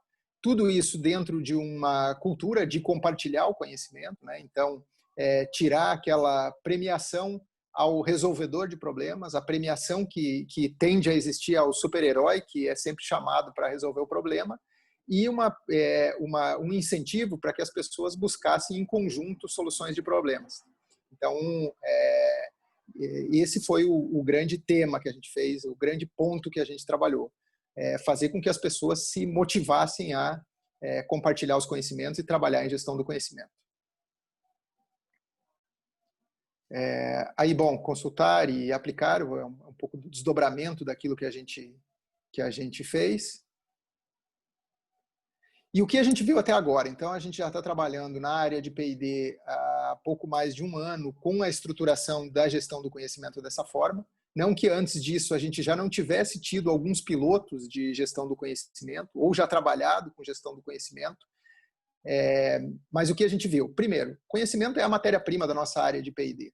Não adianta ter um laboratório bonito, não adianta ter uma planta piloto equipada se você não tem conhecimento, se você não sabe quais são as necessidades do negócio e se você também não saiba, que também é um conhecimento que a gente trabalha, de qual é o desejo do consumidor, o que o consumidor quer daquele produto. Então, não adianta. A matéria-prima nossa na P&D é o conhecimento. Outro ponto fundamental, alinhamento das métricas de desempenho. Então, as pessoas tendem a trabalhar baseados naquilo no que elas são medidas. Quando a gente coloca uma métrica como, puxa, uma boa entrega, ou o como você entregou esse projeto é tão importante como o que você fez nesse projeto. As pessoas começam a entender que o desempenho delas também está sendo medido pela colaboração e pelo desempenho delas na gestão do conhecimento. Então, as pessoas passam a entender isso e falam, puxa, realmente, a empresa está focando nisso, a gente está focando, estamos sendo medidos por isso, então vamos trabalhar nesse tema. Os conhecimentos que a gente capturou e que a gente vem trabalhando, também a gente percebeu que, à medida que eles são aplicáveis, replicáveis, e que a gente possa, de alguma forma, reciclar eles, discutir eles a cada momento, isso tem motivado muito. A gente percebe essa motivação muito maior nas pessoas mais jovens, né? Então, aquela vontade de aprender, aquela vontade de trabalhar num lugar onde uma pessoa que já tem 20 anos, 25, 30 anos de experiência está disposta a compartilhar conhecimento com essa pessoa que recém saiu da universidade, que tem habilidades digitais muito maiores mas que tem dificuldade, às vezes, por não ter vivido, né, tempos diferentes, como quando as máquinas ainda trabalhavam de uma forma muito mais analógica do que hoje. E isso tem motivado muitas pessoas novas a permanecer nos times. Então, a gente sente que aquela vontade de conhecer coisas novas, a gente pode suprir isso via gestão do conhecimento. Então, isso tem sido muito bom para esse pessoal mais novo que tem entrado por último, aí, que entraram por último nos nossos times. Também, metodologia que seja a gente usar metodologias que sejam metodologias consolidadas, mas que sejam flexíveis. A gente sabe que os pesquisadores, principalmente as pessoas que já têm mais tempo de casa, eles gostam de dar o toquezinho pessoal. Puxa, mas não dá para eu colocar uma coisinha diferente, não dá para eu fazer diferente essa captura. E a gente entende que a flexibilidade é fundamental, porque um modelo engessado, ele não causa as pessoas não se agregam a ele, não gostam muito de trabalhar dessa forma. O diálogo constante é aberto a todos os envolvidos no projeto, então isso também é um tema que é importante a gente trabalhar, né? É um dos temas que a empresa trabalha como cultura corporativa, de que as pessoas precisam cada vez mais se comunicar, falar o que estão sentindo, o que sentiram a respeito de algumas experiências e de alguns projetos. Então, o diálogo aberto é muito importante também. O uso de diversas práticas, então não é porque agora a gente achou bacana fazer storytelling, que storytelling vai funcionar para todos os conhecimentos que a gente precisa armazenar e fazer a gestão. O tema confidencialidade também, pelo que a gente viu até agora, precisa ter um balanço entre restringir a informação ao grupo que necessita dela para proteger os dados que estão ali, mas também você não pode restringir a ponto de que isso prejudique o compartilhamento. Então, a gente hoje trabalha muito a questão da conscientização das pessoas que estão envolvidas nos projetos em relação ao tema confidencialidade. A empresa trabalha todas as restrições dos nossos sistemas de informação para cópia de arquivos, envio de arquivos para e-mails particulares. Isso já é estándar na maioria das empresas, como ferramentas de manutenção da confidencialidade das informações, mas a gente tem buscado bastante trabalhar cada vez mais na conscientização. Olha, o que você levar daqui, que você aprendeu, beleza, você tem você pode usar isso de forma livre. Agora, documentos, conhecimentos que foram gerados por outras pessoas, isso são propriedades intelectuais da BRF, então toma cuidado com isso. O conhecimento, uma outra coisa que a gente percebeu também, como é uma cadeia longa que a gente trabalha, desde a criação dos animais, desde a nutrição animal, passando por todos os processos de industrialização, até no final da cadeia uma preocupação maior com a nutrição humana, a gente viu que o conhecimento está disperso ao longo dessa cadeia. Então, a gente precisa, na medida do possível, trazer pessoas de várias áreas da empresa para que possam agregar. Isso tem sido muito bom, porque as pessoas têm visto que a gestão do conhecimento tem colaborado também para melhorar o clima organizacional dentro da área de pesquisa e desenvolvimento. Então, com isso, você acaba chamando a atenção das outras áreas, e as outras áreas têm curiosidade para saber, puxa, vamos lá entender o que aquele pessoal da área de pesquisa e desenvolvimento está fazendo, que as pessoas estão mais satisfeitas em trabalhar lá. Claro, não é só a gestão do conhecimento, é também a gestão do conhecimento que entra nisso, dando essa motivação para que as pessoas trabalhem trabalhem com não exatamente com felicidade, mas que olhem também o lado humano e digam, puxa, trabalho num lugar bacana aqui que está preocupado com o meu desenvolvimento também. E atualização constante, eu acho que esse é o grande ponto. Conhecimento, se ficar parado, fica obsoleto de forma muito rápida. Então, a gente ainda discute como vai ser trabalhado a atualização, se com revisões periódicas ou deixando aberto como uma plataforma colaborativa para que as pessoas, à medida que usem aquele conhecimento e vejam que ele precisa ser atualizado ou ele já não se aplica à nossa realidade, possam ir lá e fazer esses comentários. Bom, era isso, a minha apresentação. Tem aí meu e-mail para contato, se vocês tiverem qualquer comentário, fiquem à vontade para entrar em contato. Se quiserem visitar a gente assim que passar toda essa loucura de pandemia, o nosso centro de inovação fica aqui em Jundiaí e está sempre de portas abertas para para quem está disposto a ir lá, visitar, trocar uma ideia com a gente. Muito obrigado. Fábio, muito obrigado. Nós que agradecemos aí pela apresentação. A BRF tem feito um trabalho incrível, né? O P&D da BRF está seguindo uma trajetória muito interessante, muito rica aí nessa descoberta, né, do conhecimento como um ativo crítico para pesquisa e desenvolvimento, e está numa evolução muito rápida, né, sob a liderança do Fábio e da Lucy, que também já se apresentou aqui no KM. A área de P&D, a gente tem, como Impact, a gente tem o privilégio de trabalhar com eles e ajudá-los nessa jornada, e estamos vendo uma evolução assim, muito interessante, muito rápida, muito consistente. Então, o pessoal está de parabéns, é por isso que a gente convidou aqui para essa conversa. Muito bem, a gente tem aqui uma grande empresa de alimentos, né, o ponto de vista do negócio, para conversar um pouquinho sobre gestão do conhecimento e uso de tecnologia em gestão do conhecimento, e temos uma startup, uma empresa de tecnologia, que traz o ponto de vista da tecnologia, para a gente explorar um pouquinho essas possibilidades de como a gente pode fazer melhor gestão do conhecimento usando inteligência artificial, tecnologias cognitivas, né? Então, eu peço que todo mundo já comece a fazer as perguntas. Eu já vi que começaram a chegar perguntas e comentários aqui no chat. Por favor, já vão trazendo aqui suas perguntas aqui para o Fábio, para o Thiago e para mim, se for o caso. Vou dar buscar conectar aqui essas questões. Mas eu quero começar colocando duas questões. Uma para o Fábio, do ponto de vista de uma empresa. Fábio, mantém sua câmera aberta aí. E em seguida eu vou colocar uma pergunta para o Thiago, né? Para a gente começar a juntar esses dois pontos de vista, né? Do negócio e da tecnologia. Então, o Fábio, queria que você explorasse um pouquinho, Fábio. Você mostrou bem que a BRF é uma empresa, uma indústria de alimentos, então é um mercado tradicional, né? Tem aí conexão aí com o agronegócio, tem um parque fabril imenso, quer dizer, processo produtivo, né? Os processos finalísticos são processos industriais, né? E o conhecimento é um fator-chave aí para a geração de valor na empresa como um todo, e particularmente no P&D. Imagino que a empresa sempre focou muito em usar a mais alta tecnologia para os seus processos produtivos. E nem sempre os processos cognitivos, a gestão do conhecimento e aprendizagem mereceu o centro, né, ser tratado como central no negócio, e muito menos com alta tecnologia.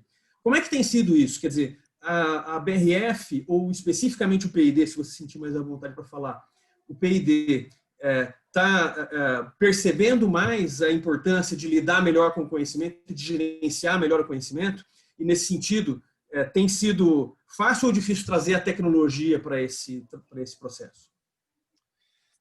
Eu tive, Beto, uma experiência lá logo depois da fusão, né, entre Sadia e Perdigão, então em 2010, né, o CAD recém tinha autorizado para que as duas empresas pudessem conversar a respeito de dados, né, para que pudessem compartilhar alguns dados ainda antes da aprovação. Então, o período 2010-2012 foi um período em que a gente podia conversar, mas tinha um acordo de reversibilidade da operação.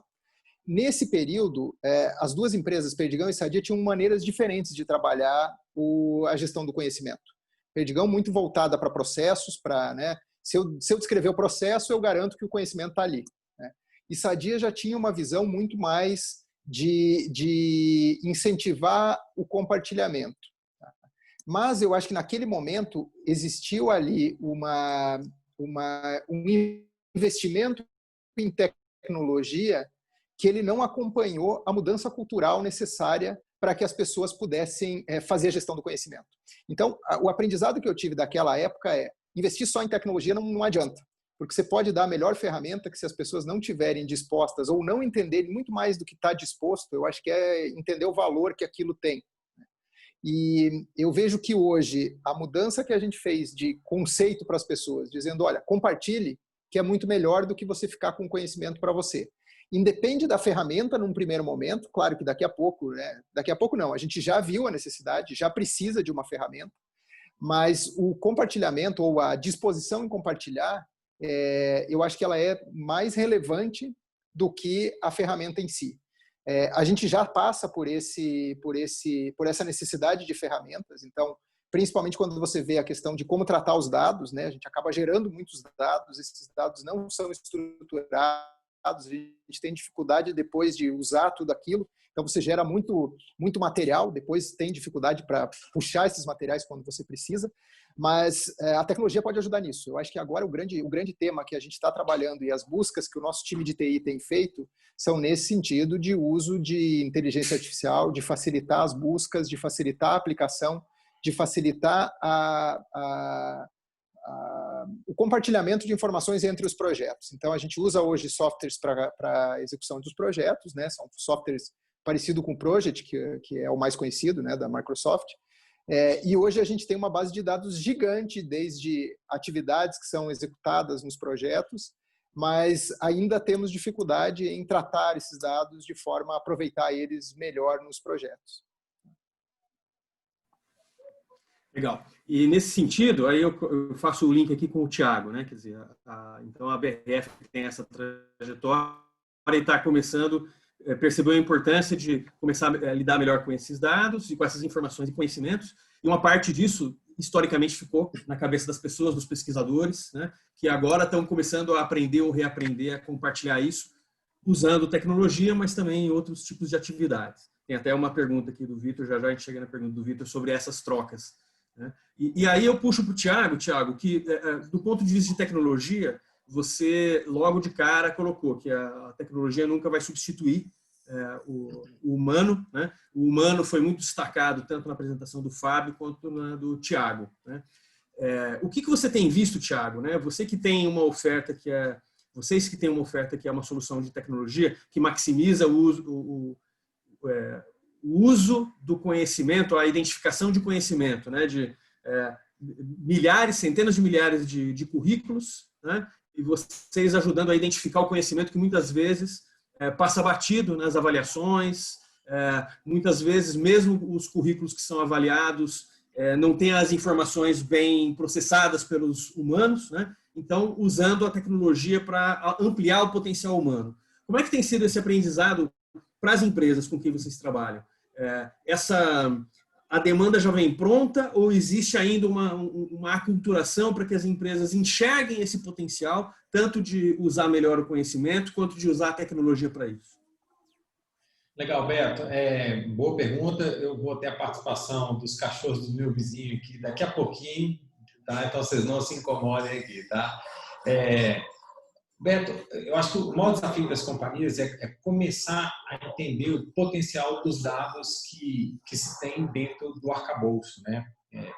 Hoje a gente pode dizer o seguinte, que dentro de um processo seletivo, há muitas surpresas quando se descobre os elementos que fizeram as pessoas serem contratadas e aquelas que fizeram as pessoas se tornarem uma high performer, né? Ou seja, eu quero olhar alguém em um processo que vai entregar alta performance ou vai ficar na minha companhia por um ciclo de vida longo, ou quando a gente vai olhar um processo fabril, a probabilidade de um índice de absenteísmo desse perfil. Então, isso tudo é possível. Eu acho que o maior desafio que a gente tem talvez nem esteja na ponta de seleção. Eu acho que a ponta de seleção reflete o que é feito dentro de casa, né? Então, ou seja, à medida com que a gente tem elementos, né, que possam formar elementos, né, estou sendo redundante, para que a gente consiga descobrir o que é o perfil de sucesso, a gente está entendendo quais são as variáveis, né, tanto do ponto de vista de soft skills quanto hard skills, que vão fazer uma pessoa se encaixar numa ponta de seleção, mas aquelas que eu preciso de cuidar, potencializar e reter dentro da companhia. Então, ou seja, eu acho que a gente tem ali, se a gente conseguir fracionar por processo, é ali a melhor forma com que a gente tem de colocar um recurso tecnológico para ser treinado, né? Ou seja, treinar um algoritmo, e respondendo a pergunta do Antônio que eu vi, necessariamente se tem que ter um algoritmo para cada companhia, ou vários para cada companhia, porque os elementos de uma companhia, talvez aquele algoritmo não performe conforme os elementos de outra. Então, a forma como que se usa dentro do setor de processamento de frango, por exemplo, da BRF, pode ser completamente diferente de uma área de packaging da BRF, porque os processos são distintos e os conhecimentos são distintos. Então, por isso, você precisa de agrupamentos matemáticos distintos. Então, capturar esses elementos, treinar o modelo, eu acho que é o grande desafio que a gente tem, de organizar o processo, né? E nem vejo que os maiores desafios hoje estejam em soft skills. Acho que os maiores desafios estão no hard skill. É a forma com que a gente entende como que ele está distribuído, a forma com que a gente captura e a forma com que a gente multiplica e cuida disso, se a gente pensasse numa sistemática de gestão do conhecimento puramente. Legal. Eu vou pegar o gancho aqui da pergunta do Antônio Carlos Mendes, né, que perguntou sobre o algoritmo, e vou botar um pouco a cara para bater aqui também, né? Quando eu digo, né, quando a gente afirma que o algoritmo é conhecimento estruturado, é um conjunto de decisões e avaliações, critérios, etc., complexo, que foi sistematizado, isso faz sentido? Faz sentido. O conhecimento, ele precisa ser estruturado. A verdade é que os dados, muitas vezes, não estão estruturados para gerar esse tipo de conhecimento. No nosso caso, eu até digo, quanto mais desestruturado estão esses dados, mais a gente consegue explorar novas formas de conhecimento.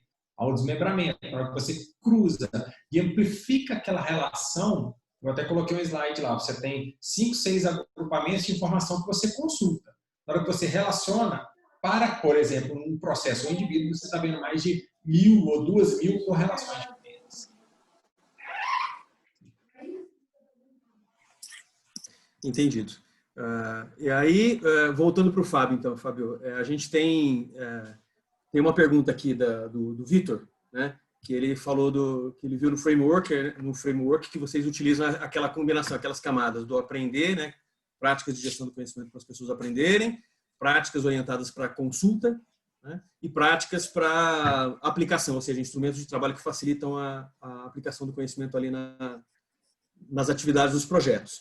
E ele pergunta aqui se, além dessa parte mais documental e conteúdo, né, se vocês estão adotando práticas que promovem o fluxo do conhecimento entre esses profissionais e entre esses projetos. Sim, sim. A gente tem, e isso também, Beto, a gente acabou aprendendo um pouco agora nessa situação de isolamento social e de pandemia. Porque até então a gente tinha alguma dificuldade em reunir as pessoas para fazer essas sessões de compartilhamento de conhecimento. Como agora existem a gente tem adotado algumas práticas de, por exemplo, semanalmente se reunir com um time para discutir, a gente tem aproveitado alguns desses momentos de reunião ou puxado, né, momentos de gestão do conhecimento, de compartilhamento do conhecimento, também para ter esse toque um pouco humano do fato de a gente estar isolado. Então, o que a gente tem feito? Não só com a área de P&D, mas a gente tem promovido fóruns, por exemplo, de explicações de coisas que são muito básicas para quem trabalha com P&D, mas são muito críticas para quem trabalha com operação. Então, a gente tem promovido esses diálogos na forma de treinamentos, principalmente, tá? Mas treinamento, só que sempre tem a via de mão dupla, né? Sempre as questões que as pessoas fazem acabam direcionando um pouco a gente para saber quais são os conteúdos que precisam ser discutidos nessas reuniões. Então, isso a gente tem praticado e eu acho que foi uma das coisas que a gente aprendeu agora durante a pandemia. A gente sempre tinha aquela visão de que tinha que colocar todo mundo numa sala de aula e fazer a apresentação tradicional, e a gente viu que as ferramentas online são muito melhores porque permitem gravação. Então, se a pessoa não pode naquele momento, está lá gravado, ela entra no convite da própria reunião e assiste o conteúdo que foi colocado. Então, a gente não sabe, né, assim que voltarmos ao escritório, como vai ser isso. Mas os últimos 6 meses têm mostrado que as ferramentas online podem ajudar muito a gente nesse compartilhamento e também na captura de insights via o pessoal que está nas pontas, né, pulverizado aí nas nossas operações. Agora sim eu apertei o botãozinho direito. Obrigado, Fábio. Eu agradeço, então, as perguntas aí do Antônio Carlos Mendes, do Vitor Couto Alves, né? E tem uma pergunta aqui da Lucy Ribeiro, que eu vou pegar um gancho na pergunta da Lucy e vou ampliar um pouquinho a pergunta dela, né? E aí eu coloco para os dois, tá? Queria ouvir o comentário de vocês dois. A Lucy pergunta aqui sobre as práticas mais indicadas para promover a abertura nas equipes para o uso de novas tecnologias e novas metodologias, né? E eu queria ampliar e colocar aí também a questão das práticas de gestão do conhecimento, né? O que eu percebo trabalhando com diversas empresas e organizações de todos os setores, né? E eu queria ouvir vocês nesse sentido. Que é um aprendizado para as pessoas, né? Pensar no conhecimento como algo que precisa ser gerenciado, né? A gente está acostumado a usar o conhecimento, simplesmente usar o conhecimento, consumir, descartar e não gerenciar, não tratar com mais responsabilidade, não pensar como ele pode ser compartilhado, registrado, né? Então, a gente está acostumado a só usar, né? E a gestão do conhecimento acaba sendo um aprendizado para as pessoas também.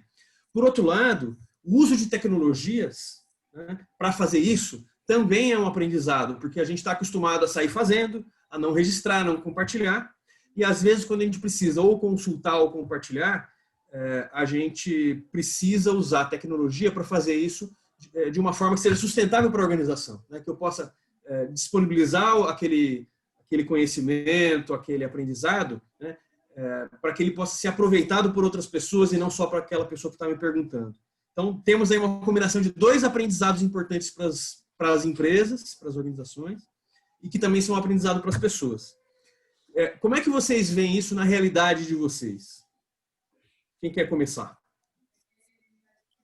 Posso começar, Beto? Eu acho que eu estou com o microfone aberto aqui já. Bom, a gente tem visto uma revolução tanto nas ferramentas, né? Ferramentas que permitem a interação muito mais fácil entre as pessoas. Eu acredito que metodologias muito mais no tratamento dos dados do que metodologias muito diferentes do que a gente já usa, né? O que eu vi aconteceu na semana passada, por exemplo. A gente como é que se desenvolve um produto estando em home office, né? Parece que não tem como, né? Porque a gente é acostumado que para desenvolver o produto precisa ir no laboratório, precisa fazer as coisas. A BRF tem investido nas estruturas fabris porque existe aí uma demanda, principalmente da China, e a China acaba puxando um pouco isso, né? De que as plantas estejam habilitadas para que se possa fazer transmissão de dados via Wi-Fi. Então, a ideia deles é que eles possam, de alguma forma, saber real-time o que está acontecendo nos processos produtivos. Usando a estrutura Wi-Fi que foi instalada, a gente conseguiu fazer um teste, a pessoa estando em Jundiaí e a fábrica operando normalmente e recebendo instruções dessa pessoa que estava remota. A gente não podia imaginar que isso aconteceria, né, num prazo tão curto.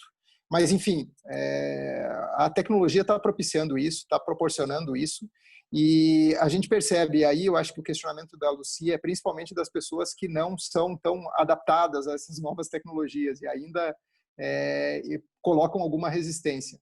Eu acho que o equilíbrio que a gente tem de misturar pessoas com habilidades digitais mais avançadas com essas pessoas mais tradicionais, vai acabar não puxando as pessoas que são mais habilitadas, mas levantando a régua e puxando para cima essas pessoas que têm mais dificuldades com as ferramentas digitais.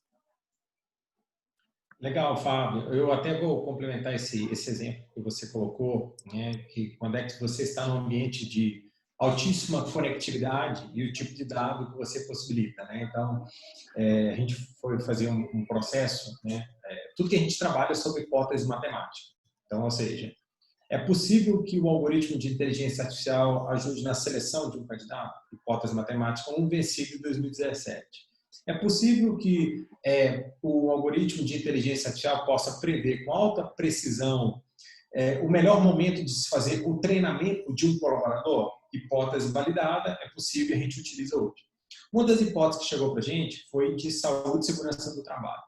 Tá? Então, quando a gente viu isso em um dos nossos clientes, aí resolvemos tirar desse cliente esse projeto e falou o seguinte: vou levar para um ambiente insalubre, vou levar para uma metalúrgica, né, para uma produtora de aço. E aí nós vamos ver o que acontece dentro de um ambiente muito mais hostil.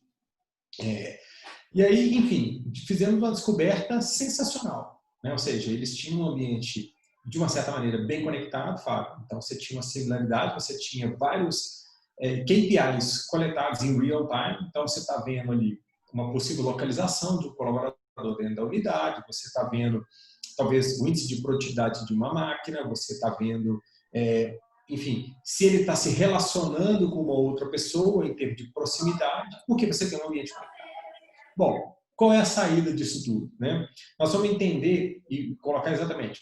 É possível que o algoritmo faça a prevenção, não de um acidente de trabalho, mas de um evento de segurança. Ou seja, eu posso prever se ele não vai usar o EPI, ou posso prever se ele vai trafegar numa área que ele não poderia, e pelo fato dele trafegar numa área, né, que ele não poderia, ele não teve o treinamento adequado e não sabe lidar com o ambiente que ele está. A pergunta que eu faço é, o algoritmo, é possível se fazer isso tudo, de criar esse ambiente de previsibilidade?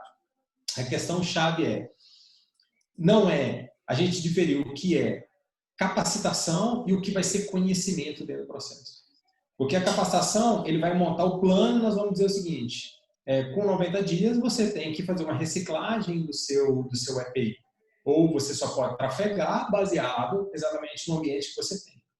Mas, enfim, quais são os conhecimentos que vão drivar todo esse processo? Que vão dizer para a companhia, né, algo muito maior. Como é que eu vou conseguir reduzir, né, o impacto econômico de ter eventos de segurança dentro de uma instituição, uma amplitude que se tem dentro de grandes fábricas do Brasil? Né? Que tipo de informação? É a gente coletar o face recognition das pessoas dentro da fábrica e dizer o seguinte, o índice de frustração, o índice de engajamento, né? O índice de cansaço que ela está e subindo dentro de uma matriz. Eu descobri o que tipo de áudio ou que tipo de paper está trafegando lá dentro, e a gente coloca em técnicas que a gente chama, por exemplo, de bag of words, que você pega tudo, coloca lá dentro, e o algoritmo devolve para você enfileirado o que está se falando, o que está se debatendo. Então, esse tipo de informação, esse tipo de dado, é que a gente vai começar a observar quando você tem ambientes muito conectados. Mas você não pode fazer isso se você não tiver exatamente o desafio quais são os conhecimentos que vão fazer isso aqui dar certo. Ou como é que eu estou capturando, que não basta ter só o dado, né? Ele precisa ter uma saída muito maior para uma companhia, né? Eu acho que esse faz parte um pouco do desafio. Eu estou explorando um pouco mais esse ponto do Fábio, porque as fábricas conectadas vão ser uma realidade. Mas não adianta a gente só conectar se a gente não entender o que está lá na base da pirâmide, que é o conhecimento que a gente vai trabalhar e precisa drivar no dia a dia da companhia. Muito bom, Thiago. A gente tem mais pelo menos 5 minutos aqui, se todo mundo puder ficar até às 7 horas. Eu queria saber se algum dos participantes gostaria de fazer alguma pergunta viva voz aqui para o Thiago ou para o Fábio. Ou se alguém quer colocar algum tema aqui para a gente debater rapidamente. Roberto, não existe pergunta ruim. O ruim é não fazer perguntas, né? Exatamente. Aposto que tem bastante gente com perguntas aí na cachola, mas tímido aqui para se manifestar. Alguém gostaria? Bom, eu vou... Última chance. Senão eu vou fazer mais 3 perguntas aqui para eles, vamos monopolizar. Alguém quer? Quer que eu escolha alguém? Não precisa. Deixa a pessoa se manifestar. A gente pode sortear aqui. Não, mas se o pessoal está tímido, então eu vou fazer o seguinte, eu vou colocar aqui uma questão para debate entre as 18 que eu tenho anotadas aqui, e que esse tempo é sempre muito curto para o potencial que o tema traz, né? E se alguém tiver depois, quiser fazer mais alguma, a gente vê se consegue ficar mais uns minutinhos. E eu vou aproveitar aqui a pergunta que o Luiz Carlos Neri fez, né? O Luiz Carlos Neri perguntou como dimensionar o fluxo de conhecimento de uma organização, né? Tem formas para isso, né? Preciso entender um pouquinho melhor o que ele quis dizer, mas eu quero pegar esse gancho do Luiz Carlos do fluxo de conhecimento para colocar para vocês o seguinte, né? A gente está falando aqui de gestão do conhecimento, de tecnologia para o negócio, né? No fundo, são meios e são formas para a gente gerar valor, né? São práticas e ferramentas que não são um fim em si, são um meio para a gente gerar mais valor, gerar mais resultado. Tanto a gestão do conhecimento não é um fim em si, ela serve para a gente fazer o fluxo do conhecimento, fazer o conhecimento fluir melhor na organização e assim poder entregar melhores resultados, mais benefícios para o consumidor, para o cidadão, né? E a tecnologia entra aqui também para ajudar nesse propósito. Então, estamos todos juntos aqui, ou deveríamos estar, pelo menos, buscando entender como que a gente junta nossas forças para gerar mais valor. E, para isso, né, a gente já tem muitas práticas desenvolvidas, tecnologias, ferramentas. Eu queria trazer aqui um pouquinho de perspectiva, de possibilidades, né, de novos horizontes ou novas fronteiras. Como é que vocês dois veem, né, esse desafio das empresas e das organizações que estão viciadas em usar o conhecimento de uma forma, né, ele ainda fica muito na cabeça das pessoas. A gente sabe que o conhecimento está o tempo todo sendo gerado, aplicado, tem uma ebulição, uma efervescência de conhecimento o tempo todo, né, mas a gente ainda está engatinhando em gerenciar isso, em direcionar as pessoas, as organizações, os processos e as tecnologias para digamos assim, né, canalizar esse conhecimento, impulsionar o fluxo desse conhecimento para gerar mais resultado, né? Existe eu imagino, né, eu vejo que existe um grande potencial ainda para ser percorrido, né? E o pouco que a gente fizer para ajudar a capturar mais e melhor conhecimento, como o Thiago está ajudando a fazer com as soluções dele, fazer esse conhecimento capturado, fluir melhor na organização, como diz o Luiz Carlos e como o P&D da BRF está fazendo, esse caminho de capturar conhecimento, fazer ele fluir na organização para gerar mais resultado, eu vejo como um ciclo virtuoso, né? Que quanto mais a gente impulsionar, melhor ele evolui e mais ele gera resultado para a organização. Se vocês tivessem que investir ou apostar ou priorizar, assim, olha, qual é o campo de oportunidade mais promissor para a gente intensificar os nossos esforços? Seria mapeamento e captura de conhecimento? Seria promover as trocas e disseminação de conhecimento? Seria capturar e registrar parte desse conhecimento à medida que ele é gerado? Seria orientar para a inovação? Enfim, o que vocês diriam como prioridade? Eu sei que tudo isso é importante, mas onde vocês acham que estão as maiores oportunidades? Tiago?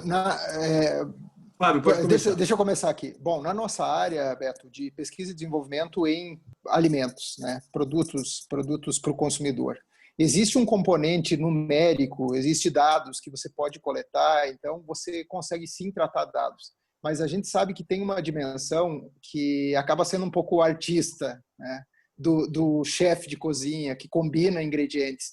Eu já vi softwares que fazem isso, que combinam ingredientes, mas eu acredito que, principalmente relacionado a produtos ou a indústrias que têm um componente cultural muito forte, como é o caso do alimento, né? A gente sabe que produtos que são vistos como excelentes pelo consumidor brasileiro não são tão bem aceitos assim, e não é uma questão de renda, é uma questão cultural mesmo envolvida nisso.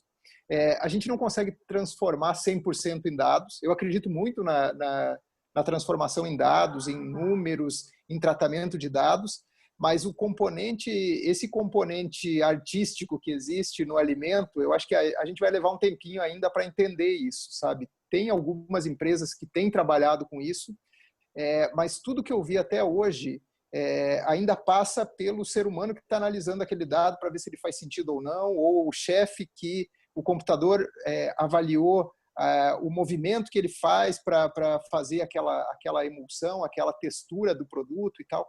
Então, existe aí um misto. Eu acho que a gente vai passar bastante tempo nesse misto entre o que é arte e o que pode ser traduzido em dados. Mas está vindo para ficar. A facilidade de coleta de dados é muito grande, os sistemas têm ficado muito baratos, a conectividade muito maior, e a gente viu e houve muita perda de conhecimento, principalmente na indústria, mas o que a gente está gerando hoje de conhecimento através desses dados, eu acho que logo, logo a gente consegue tirar esse atraso que teve, sabe? Todo esse conhecimento que foi perdido no passado, até pelas novas maneiras. Por exemplo, hoje, alguns métodos de análise permitem que você analise, antigamente você analisava a bactéria que estava contaminando o teu produto. Hoje você analisa o DNA da bactéria para saber de onde que ela veio.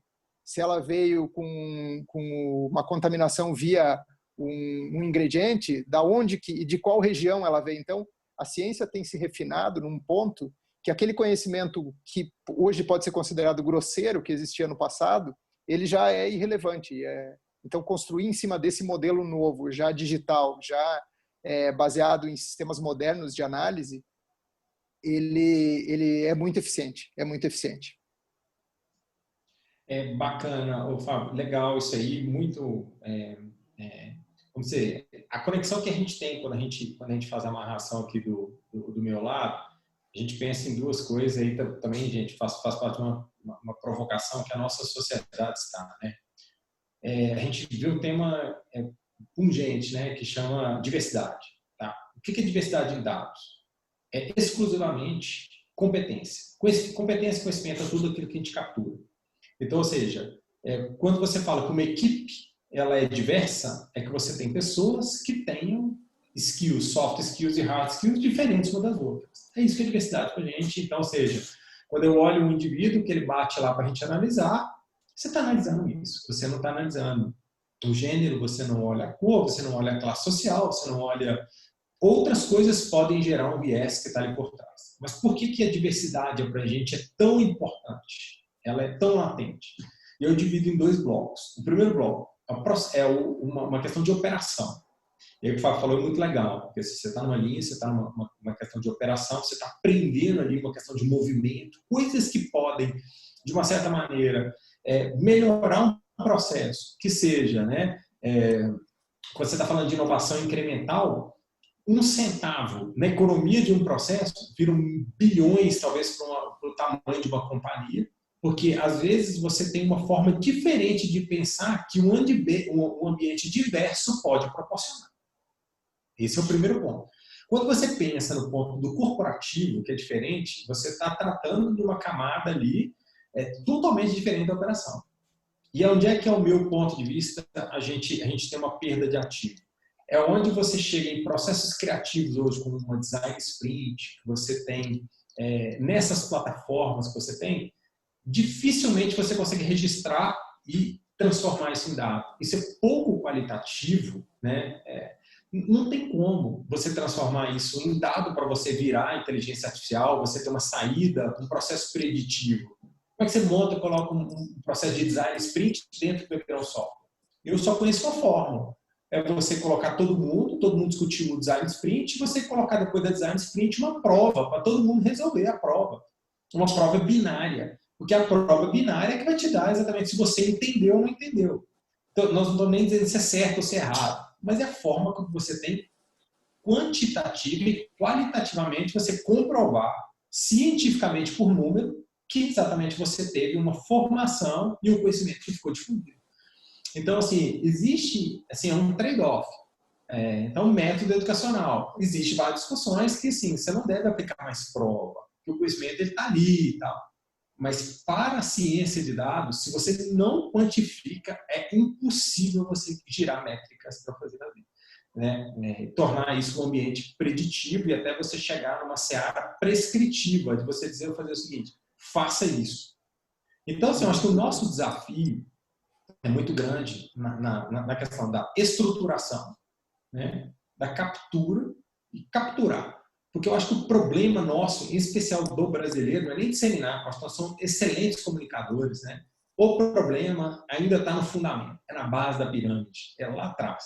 E se a gente não fizer o para casa certinho, em ciência de dados, nós ainda vamos demorar, ter uma jornada mais árdua para que a tecnologia consiga nos drivar ainda mais num pensamento de resultado, né? De uma mentalidade data-driven. Eu acho que é esse que é um pouquinho dessa palavra final, né? Muito bem, senhores. Agradeço demais a contribuição de vocês aqui. Acho que a gente conseguiu enriquecer um pouco e quero crer que a gente conseguiu iluminar um caminho aqui, as primeiras discussões, algumas discussões aí para conectar melhor, né, as tecnologias e a gestão do conhecimento. Acho que ficou muito claro aqui que existe uma dimensão humana aí que é crítica, fundamental, diferenciadora, e que deve ficar sempre em primeiro plano, mas que a gente pode e deve usar mais a tecnologia justamente para impulsionar esse outro lado de geração de valor que a gente tem com as nossas equipes, com as nossas organizações, e colocar isso tudo convergente para a geração de valor. Acho que a gestão do conhecimento tem um papel importante nisso, né? E cabe a nós aqui, todo mundo que atua e trabalha com gestão do conhecimento, dar continuidade a essa discussão. Acho que aqui a gente teve a pretensão de dar os primeiros passos, explorar algumas possibilidades, trazer algumas peças aí para o quebra-cabeça. E acho que a SBGC tem desempenhado um papel também fundamental em promover essas discussões, em dar espaço para essas discussões, em conectar as pessoas que participam e fazem acontecer a gestão do conhecimento e pensam a gestão do conhecimento aí para o futuro, próximo ou distante. Então, agradeço aí ao Fábio Banhara, da BRF, ao Tiago Machado, da Rocket Match, e devolvo a bola aqui para a Renata Dalmaso, da SBGC, a quem eu agradeço também pelo convite, e estamos à disposição aí para continuar construindo esse caminho aí, juntar as peças do quebra-cabeça e fazer acontecer mais e melhor gestão do conhecimento nas organizações. Obrigado, pessoal. Legal, obrigado. Bom, gente, é isso. Só agradecer. E a gente está aqui de novo na próxima semana, dia 30. Tá bom? Muito obrigada, Beto. Muito obrigada, Tiago, Fábio. Excelente, excelente foi a sessão. Certo, gente? É isso. Boa noite. Tchau, tchau. Boa noite, Muito obrigado. obrigada. Tchau, tchau. Gente, obrigado.